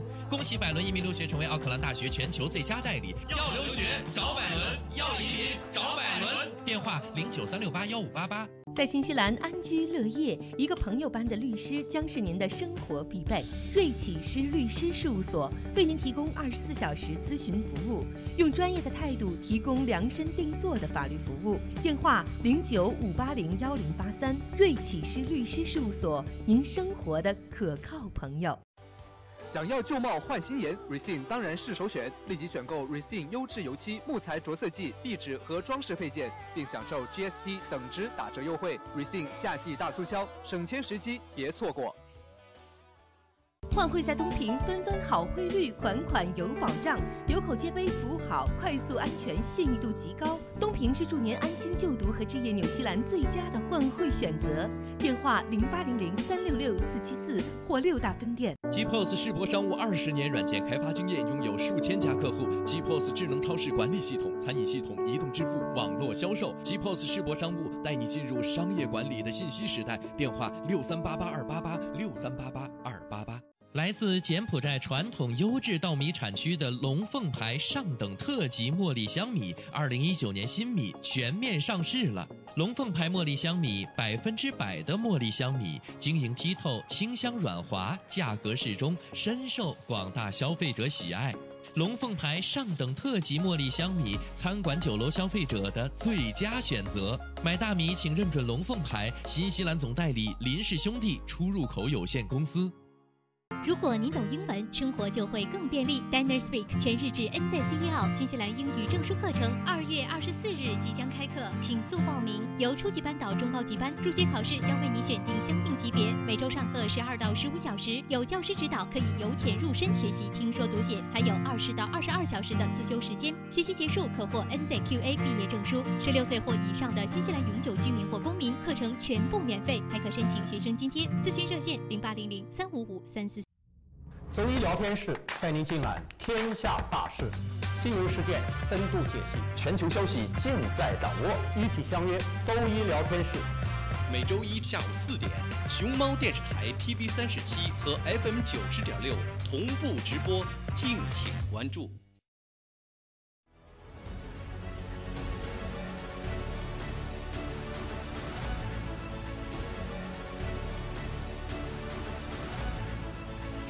我是杨健，与您一同关注新西兰时政热点。杨议员时间每周一上午9点和晚上7点，熊猫电视台 TV37和 FM 90.6同步直播，敬请关注。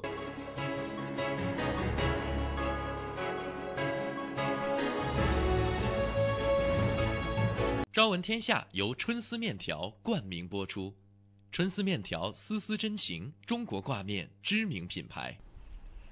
早上的9点11分，欢迎大家继续收听收看这个朝闻天下。那么今天是星期四，所以按照惯例呢，我们会在这个时间跟 Peter 老师来进行连线。所以我们抓紧时间，先把 Peter 老师请进来。早上好 ，Peter 老师。早上好，小娇。早上好。你好。那么今天呢，我们还是继续跟 Peter 老师来关注一下世界上的大事。那既然说到了大事，现在全世界最关注的当然就是中国这一次的肺炎的疫情。我相信 Peter 老师也是在随时随地的无时无刻的不在更新。那 Peter 老师，您看到目前的一个情况，觉得中国起码在控制方面做的还算是令人满意的吗？对的，从这个宣布武汉城市进城之后，包括中国的中央政府，包括习近平总书记最后在政治局开常委会整个中央把这个抗疫的情况整个牵头组织起来之后，应该说是在全国范围内控制疫情的效果是好的，但是也在爆发，这个疫情还在上升期，叫他们的专有名叫上坡期还在往坡上爬，还没走到顶但是从这个中国的这个主要的这次反疫的这个工程院院士钟南山讲的，估计10天，他乐观的估计10天之内，可能这个上升期就走完了就要出现转折点了。对。所以其实这个数字上，我昨天看到一条新闻，他也在讲说，他说其实这个数字有一个滞后性。就一开始呢，我们在发现数字少的时候，其实是在真正所谓的爆发期。等到真正呢，我们看到数字虽然现在很吓人的在增长，但其实呢是已经到了可控的范围之内，然后接着就会出现转折点了。对，有人这么说，但是我自己的观察，我感到没有那么太乐观。原因是什么原因是第一你刚才讲那个滞后期呢，有一定道理，但我认为不是太对。最主要的原因，我最近一段时间海量这方面的文章从各个角度来报道。这次有一个最大的特点，就是这个各个媒体，包括自媒体，都是报道的非常全面。从各个角度去报道，有从大的范围的、经济范围的、医疗范围的、人生范围的，包括戒严的，包括个人生活的。对医院的医生，各种各样的报道，所以我一直都看这些东西。我感到这个报道，特别是28号那天27号出来那天的结果，突然全国增加了1771位确认，这是最多的一次大家就质疑说是不是瞒报，包括在新西兰的朋友也问是不是有瞒报现象。我倒不大认为是瞒报，因为已经公开这么一段时间了。对，今天瞒报和明天瞒报已经没有意义，没有意义，该报就报，没有意义。那么为什么会增加那么多呢？因为我看的文章出来这样的，就是说，在测试剂没有达到足够的供应量，这是第一点。因为没有测试剂呢，就不能确定你是不是确诊病例。对的。这是第一。第二，有了测试技术之后呢，还要受到专门的检测认证医疗机构去认证，才能正式确定这个人是新型肺炎。那么以前一段时间这2项都缺，在整个武汉市大概只有1到2个研究机构可以做最终确认。这是第一。第二呢，测试剂不够，来不及提供，发布太大。这个我们不要光看武汉要看整个湖北省。湖北省整个是厉害的不得了，那2、3线城市，我们看到这个不是那个武汉市的市长说有500万人离开了武汉吗？对。这500万人离开武汉，大概其中的60%到70%是在离开武汉之后都进入湖北省。对。周围那些县市，所以这些人都可能带病去的。所以这个量是非常大的，那测试又过不了，来不及，测试片也不够。那到了昨天前天呢，测试片基本上都够了，然后认证机构提高到了13个。就有资格来认证这个测试结果的确可以证明这些人是染病了，所以一下子数量就上来了。是。包括现在已经累计死亡的实际上不止这么多，原因什么呢？原因当时没人确定，之后已经死亡了。所以这些死亡你又不能说他就是这个新型肺炎死亡，但是对，如果你早有测试，可能就证明这些人也是死于新型肺炎。就是这里头有一些的数据来不及跟上，是因为这个爆发的太快了，所以供应量够不上，任何时候都是这样的。是任何一个国家的突然爆发的时候都是跟不上，因为你平时准备的肯定不会那么多的。那其实呢，这个状态就是我们也说啊，就看了很多的报道，也在说这件事情呢，跟就是早期是不是没有做好万全的这个准备，或者是说呢没有更早的去做重视有直接关系。所以现在大家也在说那这个责任到底应该由谁来背呢？这话应该一分开两头说。任何一个国家爆发这种突然的事情都是来不及准备的，这是第一个大前提。第二个，就算来不及准备，那你有没有尽量准备的好一点呢？这又是个问题。现在看来呢，中国武汉市呢，包括湖北省呢，是还可以提前还可以做得更好一点，比如说提前公布信息啊，提前告诉大家啊，所以可控可防。本身我上次做节目就说这个说错了，说的不对，他做不到。实际情况也的确没做到，是不是？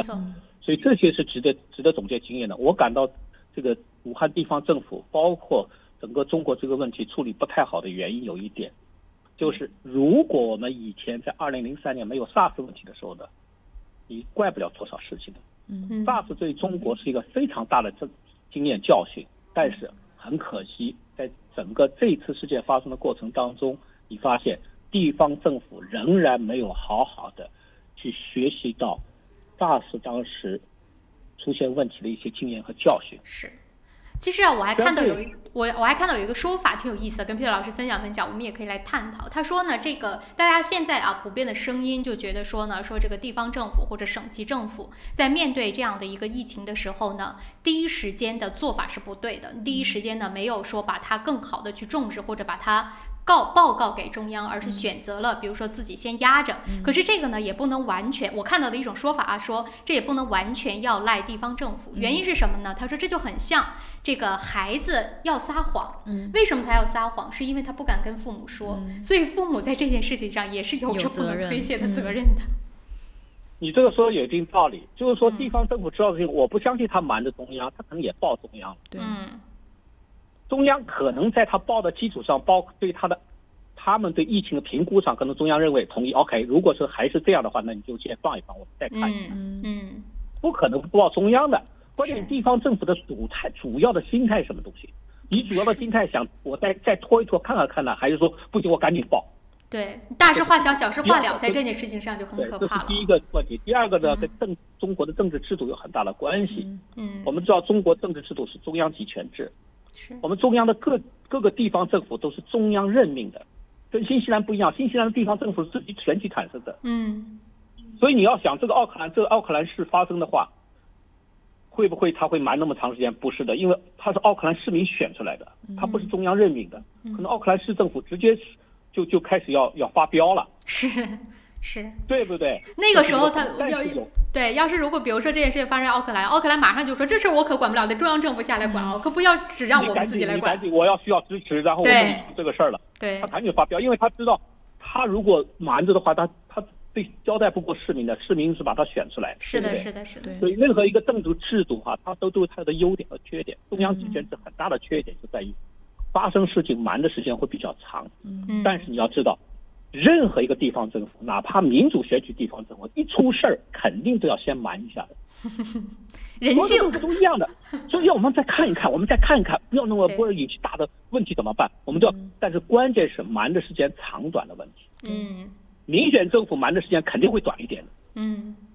自己怕担事儿的。中央集权政府它就会长一点。但是反过来，一旦出了事之后呢，组织力量去。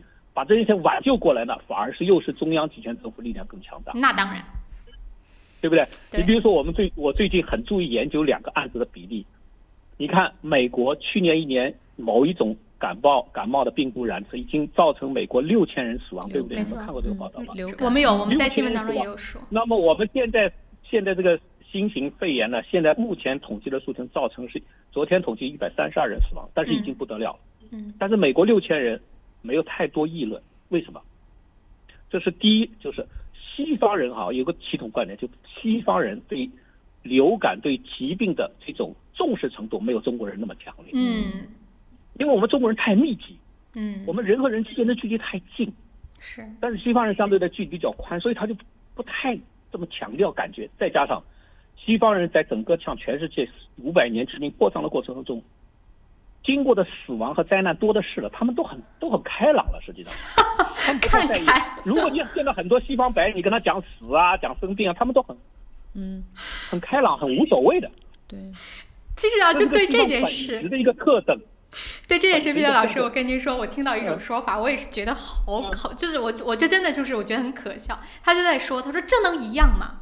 那是2种完全不同的病，但怎么能够同日而语呢？对不对？你这2种，一个是疫情，一个只是流感，然后就有底下我看网友说，那死和这个我们就说因为这个病而致死的这个人数，你管它是什么呢？死亡的人数在这摆着呢，什么叫不一样？所以就是现在网上很多声音是我看到这个报道，美国的报大概2000万人感受这个流感，对，死了2000万人但是它的死亡比例比较低，所以大家不是太害怕。但是从绝对数字上，死亡的人还是多啊，对呀，对不对？对，所以就很有趣的一个现象。有些差别，对，有些很有差别。你比如说，我们在讲中国控制这么严的话，你可以设想一下，如果这个事情突然爆发在新西兰的话，新西兰除了可能公开比较早之外，但是控制力量一定比中国弱。封城不可能的这种事情在新西兰。对呀，你说，所以想想看，对吧？所以是有差别的。那好在我们新西兰离中国那么远，所以我们被感染的程度比较低。我前几天有个朋友在专门问我说，你怎么评价这个问题？我说，第一，新西兰政府和地方政府、中央政府有个最大优点，就是肯定公布疫情会比较快，对，不会隐瞒它。对，这是第一。第二，普遍西方人的素质比较平均，水平也比较高。没错，不会太紧张、太慌张。第三点，新西兰是一个地大人少的地方，它传染的速率会比较慢。是得天独厚呀。新西兰的优势，新西兰优势，但是新西兰的缺点是，一旦这个病到了，政府有多大力量就是个问题。麻疹，我们刚刚经历过呀，多么明显的例子啊，就摆在那里。麻疹在新西兰传的就很厉害，政府的控制力就上不来。对不对？一个有疫苗的疫情，你想都已经到了这种程度，如果要是真的在面对一个比如说突发的没有什么治愈良好的就是好的解决办法的疫情，那一定是可想而知那样子的一个状况出现啊。不过因为时间关系啊，现在9点24分。其实说到这个疫情，Peter 老师还有一个点呢，是最近大家比较关注的，就说现在啊，中国已经是在面对疫情这件事情上，有一点点让大家觉得说呢很难了。可是目前中国面对的状况也真的不仅仅是疫情。现在我们看到了很多的这个外部的信息，是不是也在我们这么说吧，利用这个疫情，很多的国家呀，或者领导人啊，或者是政府啊，在利用这个疫情，其实是不是想方设法的，其实也在打压中国呢？我不太认为这样，我不认为哪些国家在这一个人类灾难面前来还要打压中国，我感到不会，不会，当然有些媒体会兴风作浪，但是作为国家来说，国家领导人说基本上都不会，对，这是起码的共同认识，所以我不大认为这个，我也没看到多少迹象，但是我看到一些媒体会比较注意，比较注意炒作，因为媒体嘛，商业媒体这个阅读量很重要的嘛。所以你也没有办法，你要说他违法，他也没违法啊。是，甚至我是听到说那个声音嘛，就说是美国呀，或者是他就带头的在希望说，比如说禁飞也好，或者说甚至是希望世界卫生组织能够把这一次的整个的中国变成所谓疫区，这样呢，就从某种程度上其实是对中国在进行经济制裁，当然是打着引号的啊，经济制裁。这对中国的经济很大影响，你制不制裁影响都很大了。你就算这样是停飞一下，你还是要恢复的，影响不会很大的。我相信各个国家还出于保护自己的国民的角度考虑嘛，不会太故意的在这方面是兴风作浪的。这个我不大相信，我自己的观察，我也不想相信。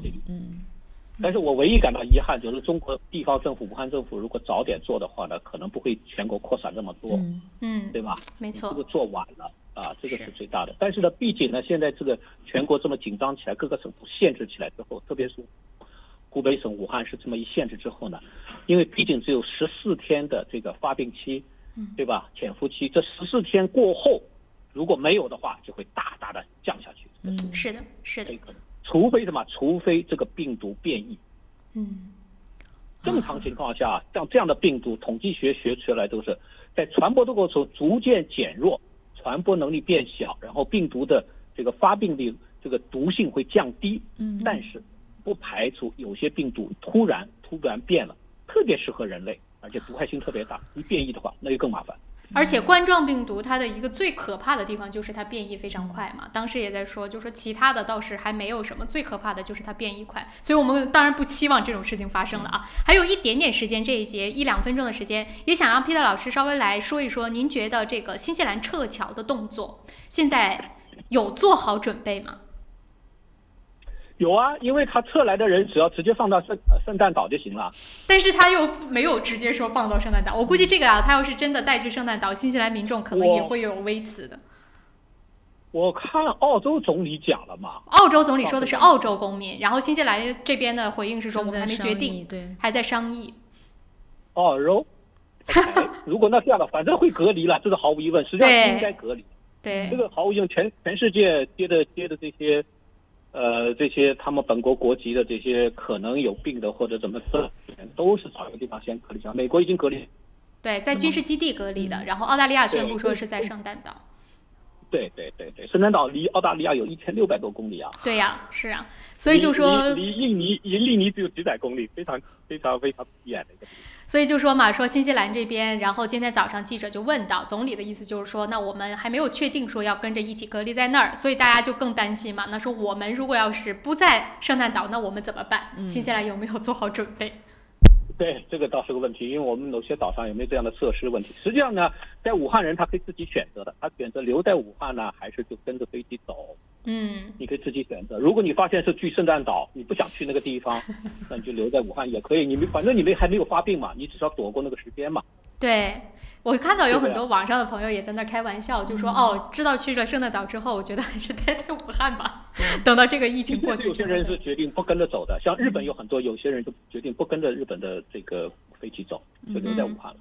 是啊，因为他自己没有生病，他就熬过这段时间。有的是说，一旦我生病了，武汉的医院那么挤，那我不如赶紧走，然后一旦查出有病的话呢，我再回国的医疗条件好很多，这些人就会就算没病他也会走，他考虑到可能发病怎么办。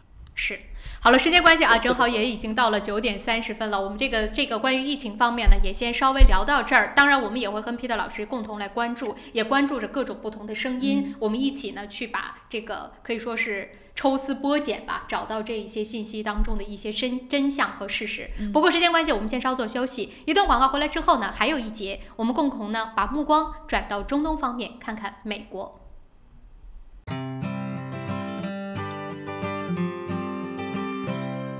我是慕斯，我是健康睡眠系统，我的使命就是为地球上的每个人铸就美梦。你可以在遍布全球的3600多家专卖店看到我，感受我。越来越多的人因为我而得到精彩的健康睡眠体验。生命因梦想而伟大，那么就让我来铸就你的美梦吧。慕斯奥克兰店321世界睡眠日促销活动进行中，欢迎进店咨询详情，电话0941543368 0941543368。玉山出新品了，最新推出的 Ushi 乳酸菌饮料，完全不含脂肪，还能易促进肠道健康，喝起来酸酸甜甜，让您一整天都有好心情。还有 Ushi 水蜜桃味冰红茶和 Ushi 芦荟饮品，大颗的芦荟果粒好好嚼，让您根本停不下来。这个夏天，快来尝尝我们全新的 Ushi 家族吧！玉山之父，你我之福。公司地址43A Lady Ruby Drive East Tamaki， 联系电话0927235519 0927235516。大成电器为顾客提供物超所值的家用电器，专业品质、亲切服务，让顾客买的放心，用的安心，生活更舒心。欢迎莅临我们奥克兰东区展厅0921738888 2173888。您想到汇率高低，我们想到未来趋势。您想到全球商机，我们想到支付方案；您想到业务高效运作，我们想到外汇对冲避险。KVB 昆仑国际向您所未想，决胜千里之外。企业外汇及财资管理专家 KVB 昆仑国际。新华移民留学专注专业个性化，敬业高效18年。新华移民留学电话3798181，移民留学就找新华。中医聊天室带您尽览天下大事，新闻事件深度解析，全球消息尽在掌握。一起相约中医聊天室。每周一下午4点，熊猫电视台 TV37和 FM 90.6同步直播，敬请关注。是故乡吗？还是远方？在不曾抵达的风景里，百年一瞬，终与您重逢。由平安旅程携手盘打 TV37隆重推出的旅游类专题栏目《平安伴你去旅游》，带你上天入地，下海观山，了解旅游的方方面面。每周五下午5点到5点半，盘打 TV37 FM 90.6同步播出，敬请关注。石围仙酒家，老字号的粤式餐厅，天天茶室，精美点心，推陈出新，特色小炒，时令菜式，喜宴寿桌，社团宴会，欢迎预订。530号 Grace House Road Greenland。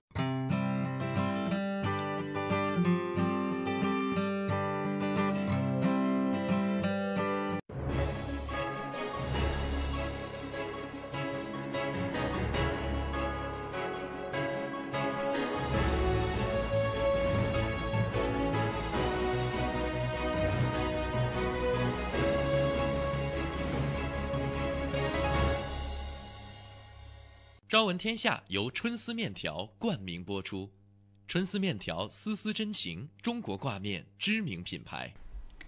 时间很快来到了早上的9点33分，那我们继续呢跟 Peter 老师的连线。那么刚刚说完了疫情之后啊，在接下来这一段呢，我们把目光稍微转一转。其实这个世界真的还在继续，在疫情的同时，还有很多其他的事情在发生。对，比如说呢，就是在刚刚过去的应该是2天前吧，美国总统特朗普就正式宣布了这个中东的和平计划。那这件事情呢，其实对于局势啊，或者是说呢，对于中东的一些局势的发展以及各个国家其实在看到这篇和平协议之后，也给出了各种不同的声音。所以我们想让 Peter 老师啊，在这一节当中也跟大家来稍微解读解读，目前啊，就整个的我们说这个中东的局势和状况到底是到了一个什么样的状态呢？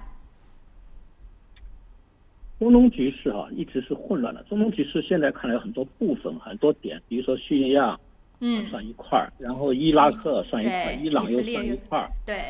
以色列、巴勒斯坦这里又算一块儿，埃及那里又算一块儿，一块一块的中东局势。那我们现在讲的这个中东局势，我们应该讲的是特朗普公布的这个叫做中东和平巴以和平计划，对，或者中东和平计划，或者巴以和平计划。老实讲，实际上本质就是巴以和平计划。对，主要讲是巴勒斯坦和以色列之间怎么为今后的和平共处制定一个方案，或者制定一条线路这是特朗普总统做的。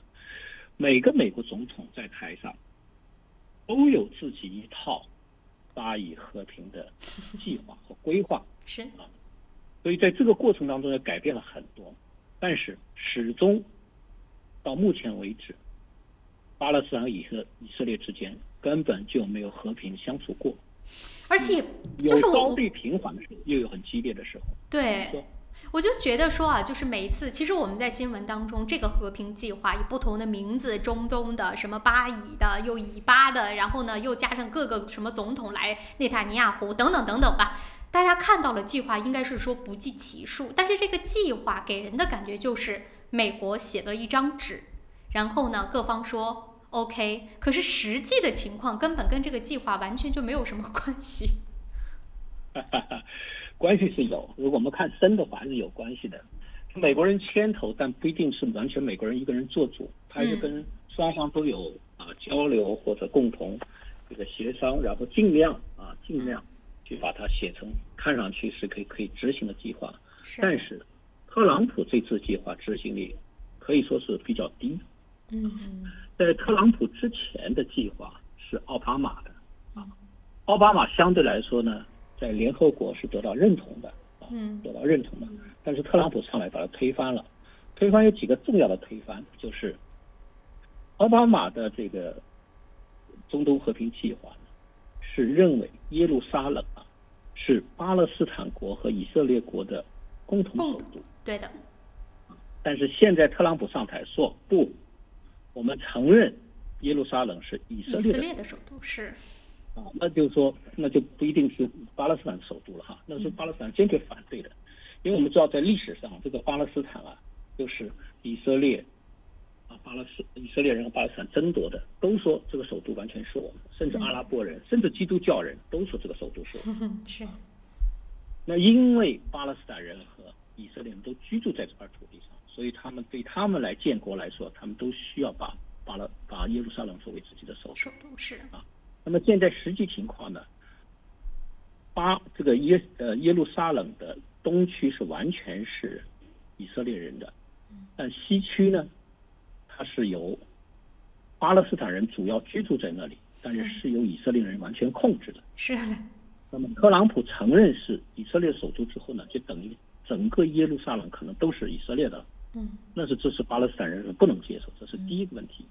第二问题呢，关于约旦河西岸。约旦河西岸呢，是在1967年6日战争的时候，以色列人强占下来。那么强占下来之后呢，全世界包括联合国多次开会决议说是以色列必须要从约旦西岸撤军。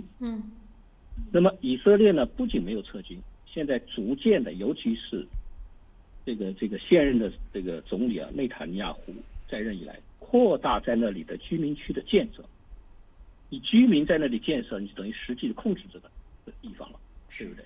那么现在呢，这个特朗普又说他承认这个以色列在约旦河西岸的居住点的定居权的问题，也承认这块土地属于以色列了。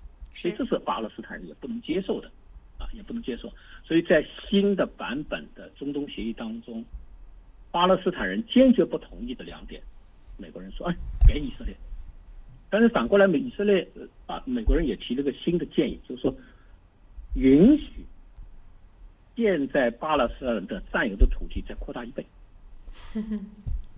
那这扩大1倍呢，就是有些他森严的不太好人类生活的地方，那些土地归你巴勒斯坦好了。是。但是对巴勒斯坦说，他要的就是约旦河西岸和耶路撒冷的一半。所以这个方案拿出来之后，实际上对于传统的巴勒斯坦人，对于阿拉伯人，他们都是接受不了的。没错。所以他这个方案还不如奥巴马的和平方案。但是那个是真的和平，就大家先都别动，对吧？对。但是现在这种情况，它变成了离联合国的决议也相差很远，联合决议也不同意，联合决议最终后来这个慢慢妥协到什么程度呢？妥协到是2002年以前的，以色列在的都在了，建了都建了，我们都默认了，新的你不能再搞了，你搞了也得退回去。是。但是特朗普这次的方案说，现在的都接受了，但是以后不要再扩张了就行了。所以这对巴勒斯坦人就特别不公平。没错。这是一个实际的背景。那我们如果把这个问题讲到更大的历史背景怎么讲？更大的历史背景，我们都知道，一个国家是具有强烈的生产力，以色列。一个国家是没有生产力，巴勒斯坦没有生产力。有长远的历史背景讲，一个没有生产力的国家要跟一个有生产力的国家去斗争，永远是失败。你不仅失败，你可能搞不好会灭亡。所以在这种情况下，这种大的历史背景下，我也认为巴勒斯坦人要做妥协。你这种斗争是没有用的。你跟一个无穷有生产力的国家，你自己有什么生产力？你知道巴勒斯坦的失业率多少吗？巴勒斯坦的国民失业率达到40%接近。年轻人1半以上没有工作。但是你去看以色列的失业率呢，很低。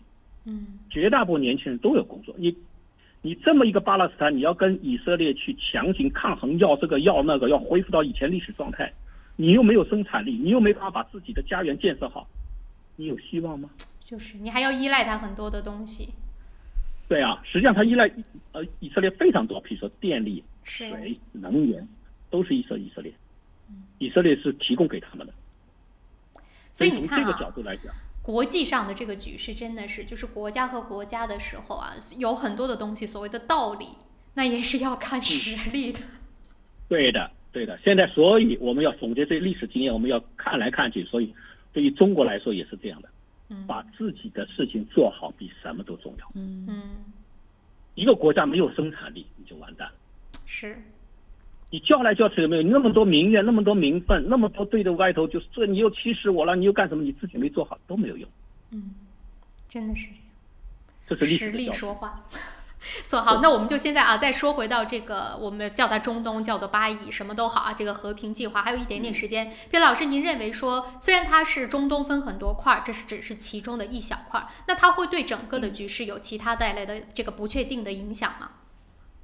不会，因为现在阿拉伯人，包括波斯人，对巴勒斯坦人越是道义上支持，实际上越支持越少。现在，知道支持也没有多大用。巴勒斯坦人自己都有。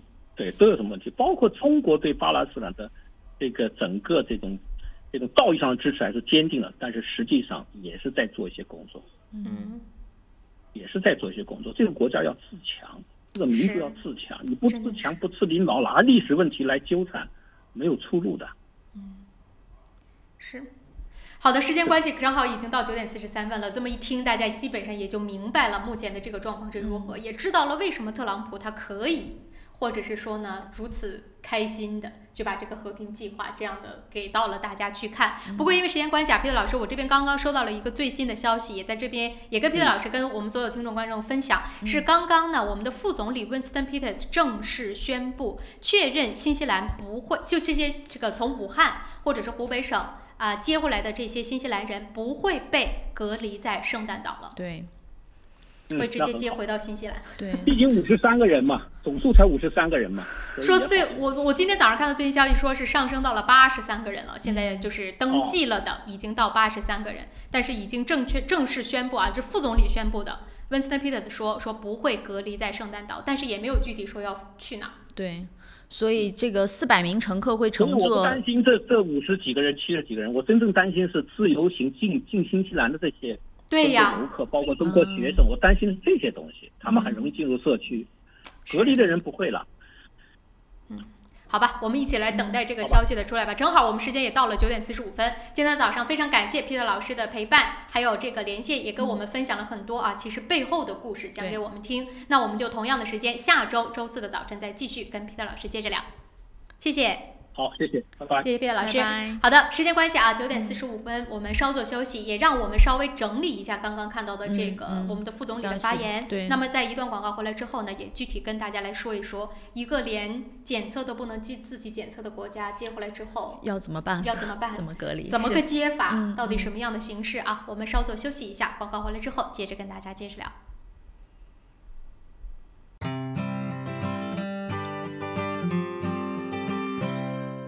Able Music 专业钢琴及器乐学校，12年老字号，分校遍布 City 皇后街、Epsom、Botany、Henderson、北岸、Mount Albert， 1对1授课、集体课，强大师资，各种乐器比赛考级，免费乐理课，电话44468888。在 Snowberry， 我们正在新西兰创造真正有效的天然护肤品，并已通过黄金标准临床试验证明了这一点。Snowberry 让自然与科学完美融合。奥克兰教育中心成立于2001年，从小学1年级到13年级，课程辅导、教育咨询、升学规划、升医学院、留学美国、英国。优秀是教出来的，孩子成就最好的自己就是优秀。张老师的团队值得您的信赖，电话0962303366，0962303366。你好 ，Lisa， come look。哇，这不是天空塔旁边新建的综合大楼吗 ？Yes, the view is just beautiful。真的，不但可以看到天空塔，还可以看到整个海岸大桥。You sell them, Lisa。来吧！如果你想拿到最新的图片、价格表、宣传册，现在就给我电话022-1948-160，022-1948-160。Go, go, go! Call Lisa quick! 大成电器为顾客提供物超所值的家用电器，专业品质、亲切服务，让顾客买得放心，用得安心，生活更舒心。欢迎莅临我们奥克兰东区展厅0921738882172173888。平安旅程，新西兰华人的一站式旅游服务团队，提供特价机票、定制旅游、度假套餐、旅游包车，1周7天，每天12小时，竭诚为您服务。详情咨询，请立即拨打2823939，2823939。这里是新西兰，传说中的长白云之乡，神秘的中土世界，更是当仁不让的人间天堂。这里妥妥成为了旅游达人的打卡圣地，因为天生丽质那是不用说了，后天的努力保护更是不能少啊！面对严峻的生态考验，我们一起在行动。新西兰环保部联手潘大 TV37，共同打造自然生态探秘节目《绿野新踪之 Doc 自然说》，带您深入森林，探索海洋，寻访珍奇，遇见更精彩的新西兰。还等什么？准备好行囊，和我们一起出发喽！周3早上9点半，熊猫电视台 TV37和 FM 90.6以及网络频道同步播出，敬请关注。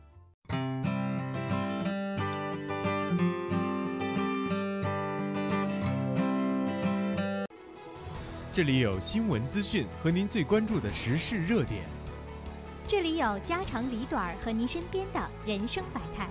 新闻不止一面，生活所以精彩。朝闻天下，新视野，新感觉。朝闻天下 On Air。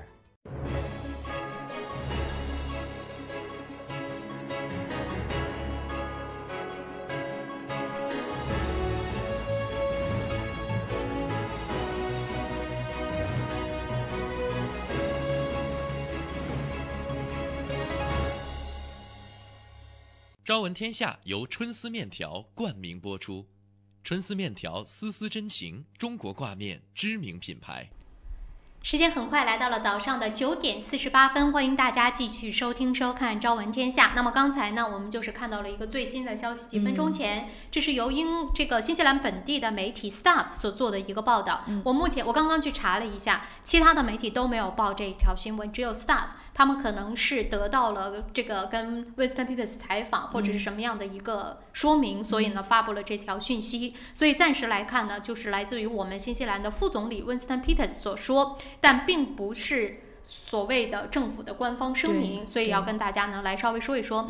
那 Winston Peters 在接受采访的时候是直接说现在能够确定的就是新西兰人不会被隔离在Christmas Island， 就是我们说的圣诞岛，但是究竟我们新西兰这边要采取什么样的行动，现在还不能够知道，或者是说呢还在积极的准备当中。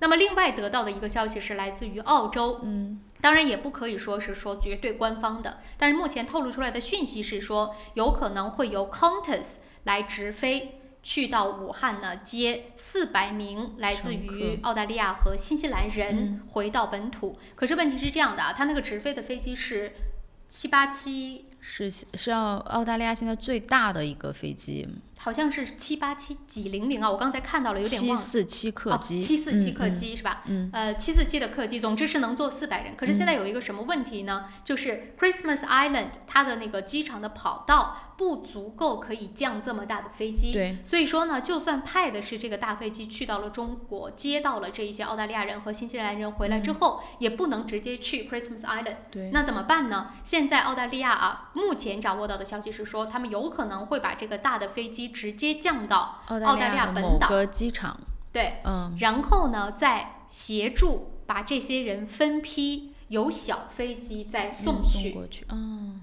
Christmas Island。但至于新西兰人要怎么办，就不知道了。对，那么大家记者后来就直接问纽航说，那你们有没有得到通知？比如说这个是 Qantas 直飞，他们从武汉接来，那是不是到了澳大利亚本岛之后是由你们接新西兰人回到新西兰呢？对。然后 Air New Zealand 说现在都在商讨，也没有什么具体的信息出来，但是他也提到了说已经做好准备，如果需要的话，他们也可以去做相应的一些动作。那还有一个问题是什么呢？这个 Qantas 的飞机根本就没有飞过武汉，所以我们知道，其实在整个世界上，就我们说这个航空的管制啊，你如果要是某一家航空公司的飞机飞到每个国家或者是某个城市，你是需要去审批，对，需要去审核，然后获得批准等等各个方面，所以这些都还没有呢。只是目前听到的声音是说这么计划，所以到底什么时候能够去实施？那新西兰人在乘搭了这个飞机回到澳大利亚之后，又怎么样回到新西兰？反正总之我们是不会被隔离在那个岛上。对，那又接下来怎么办？会隔离在哪儿？对，隔离在哪儿呢？我们新西兰有没有做好这样的准备？对，军事基地我们好像也没有一个怎么完备的军事基地可以帮他们。这2天应该估计会有更新的一些讯息来随时的更新。是，而且呢，现在的这个政府的里边呢，说真的，有的时候信息也不对称。对，经常我们听到说副总理出来说了一番话，然后总理又说那不是我说的。对，毕竟是联合政府嘛，有的时候他们可能得到的讯息，大家理解的那个程度也都不一样。对，也许呢，你看今天早上总理出来说话，说的就是我们不确定，还不知道新西兰用什么样的方式。然后副总理又直接就说了，说我们肯定不会被隔离在圣诞岛，所以到底怎么样真的是不知道，我们就看到什么样的信息直接跟大家来分享好了，也没有别的办法。是，好了，线上有一位朋友啊，刚好还剩下几分钟，要不然接一下。好，这位朋友你好。早上小江，早上好，你好。早上。说一下这个疫情这个事儿吧。大家讨论挺多的，最近看啊。对。我想说这事儿呢，就是想，就是连着这个澳洲打火这个事儿一起谈。因为现在看很多中文媒体吧，他都是说把这两个，就是说，他都试图用这种叫什么叫 incident， 他和那个他的社会制度在一块儿谈这个事儿啊。就是说我们这个制度能不能办大事儿啊，或者这是一方面，另外一方面就是说你这个制度可能你就会瞒报，你就会怎么样。对。其实在我看来呢，这是根本不相关的事儿，谈这个事儿其实特别无聊的。就是就事论事吧，因为它既不能你在一个不民主的社会里头，你看去查资料是有很多疫情，他们也是很效率也很高的。它在防治方面也很高的。有的时候呢，在一个民主社会，它如果动员起来的话，它对发生疫情在历史上，尤其是在英国，昂布鲁萨克逊人其实他对这个疫情啊，他这个经历是特别多，经验是特别足的。无论过去的欧洲啊、英国人、美国人，你去看一下，他们对这个种牛痘、对天花啊、对这种鼠疫他们有经过很多次大的灾难。也是很足的，所以这个社会制度这个东西不是特别相关，既没有在这个疫情在这个爆发这种传染病这块啊，既没有好处也没有坏处，是一个中立的，它只反映当事人，就是当事的人，你对这件事儿你的态度是怎么样的。对制度方面我觉得没有太多的影响。但是你觉得像在比如说这种资源的分配上呢，比如说你是不是一个国家有足够的资源可以统筹去分配，这个跟制度也没有关系吗？这个在这种紧急状态下是关系不大的，可以参考这案例很多的。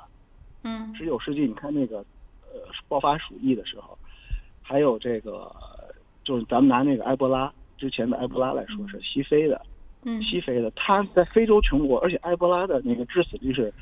我前几天查，埃博拉致死率是80%几。对，没有60几吧？我看到的好像是80几，我记得85以上。而且他那个埃博拉病毒整个也就死5000多人。他就是在一个，就是他这个国家呢，他开放了，你也不能说他们的专制也好怎么，但是他对国际这个医疗援助是开放的。最后进行隔离，进行治疗，也没有药治，因为它病毒是没有药可治疗的，只能就是说等待，最好的办法就是等待疫苗或者自己产生抗体，只能是这样，就是身体好的人就扛过来，身体不好的人不行了。好的。这个物资的，我明白你的意思。对，这物资的调拨呢，这个是一个，就短期内谁都有问题，谁也调拨不开短期内。但是就反映一个，就比如说武汉这事儿，我觉得就是他反映不出官员怎么回事，就是说这个当事人他可能有些懈怠，仅此而已。也不存在说体制的问题或者制度的问题。或者对，跟体制没有太大关系。好的，没有不是一个决定因素吧。好的，明白您的意思，非常感谢啊。这个从另外一个角度再给我们来看这件事情。谢谢你的电话，谢谢。好，拜拜。我是觉得，哎呀，不过时间已经到了9点57分了。好了，大家自己在这件事情上，我相信每个人都会有自己的一个观点，有用还是没有用，不同的制度到底带来多大的影响？我觉得呢。不能说有，也不能真的说没有，因为在这其中啊，它的千丝万缕的关系实在是太多了。但是无论如何，总结一句话，我们是希望在中国这样的国情你也不会改变，制度也不会改变的前提之下，我们能用自己的方法，尽快的把这个疫情这一关度过去。好了啊，已经到9点57了，我们明天再见。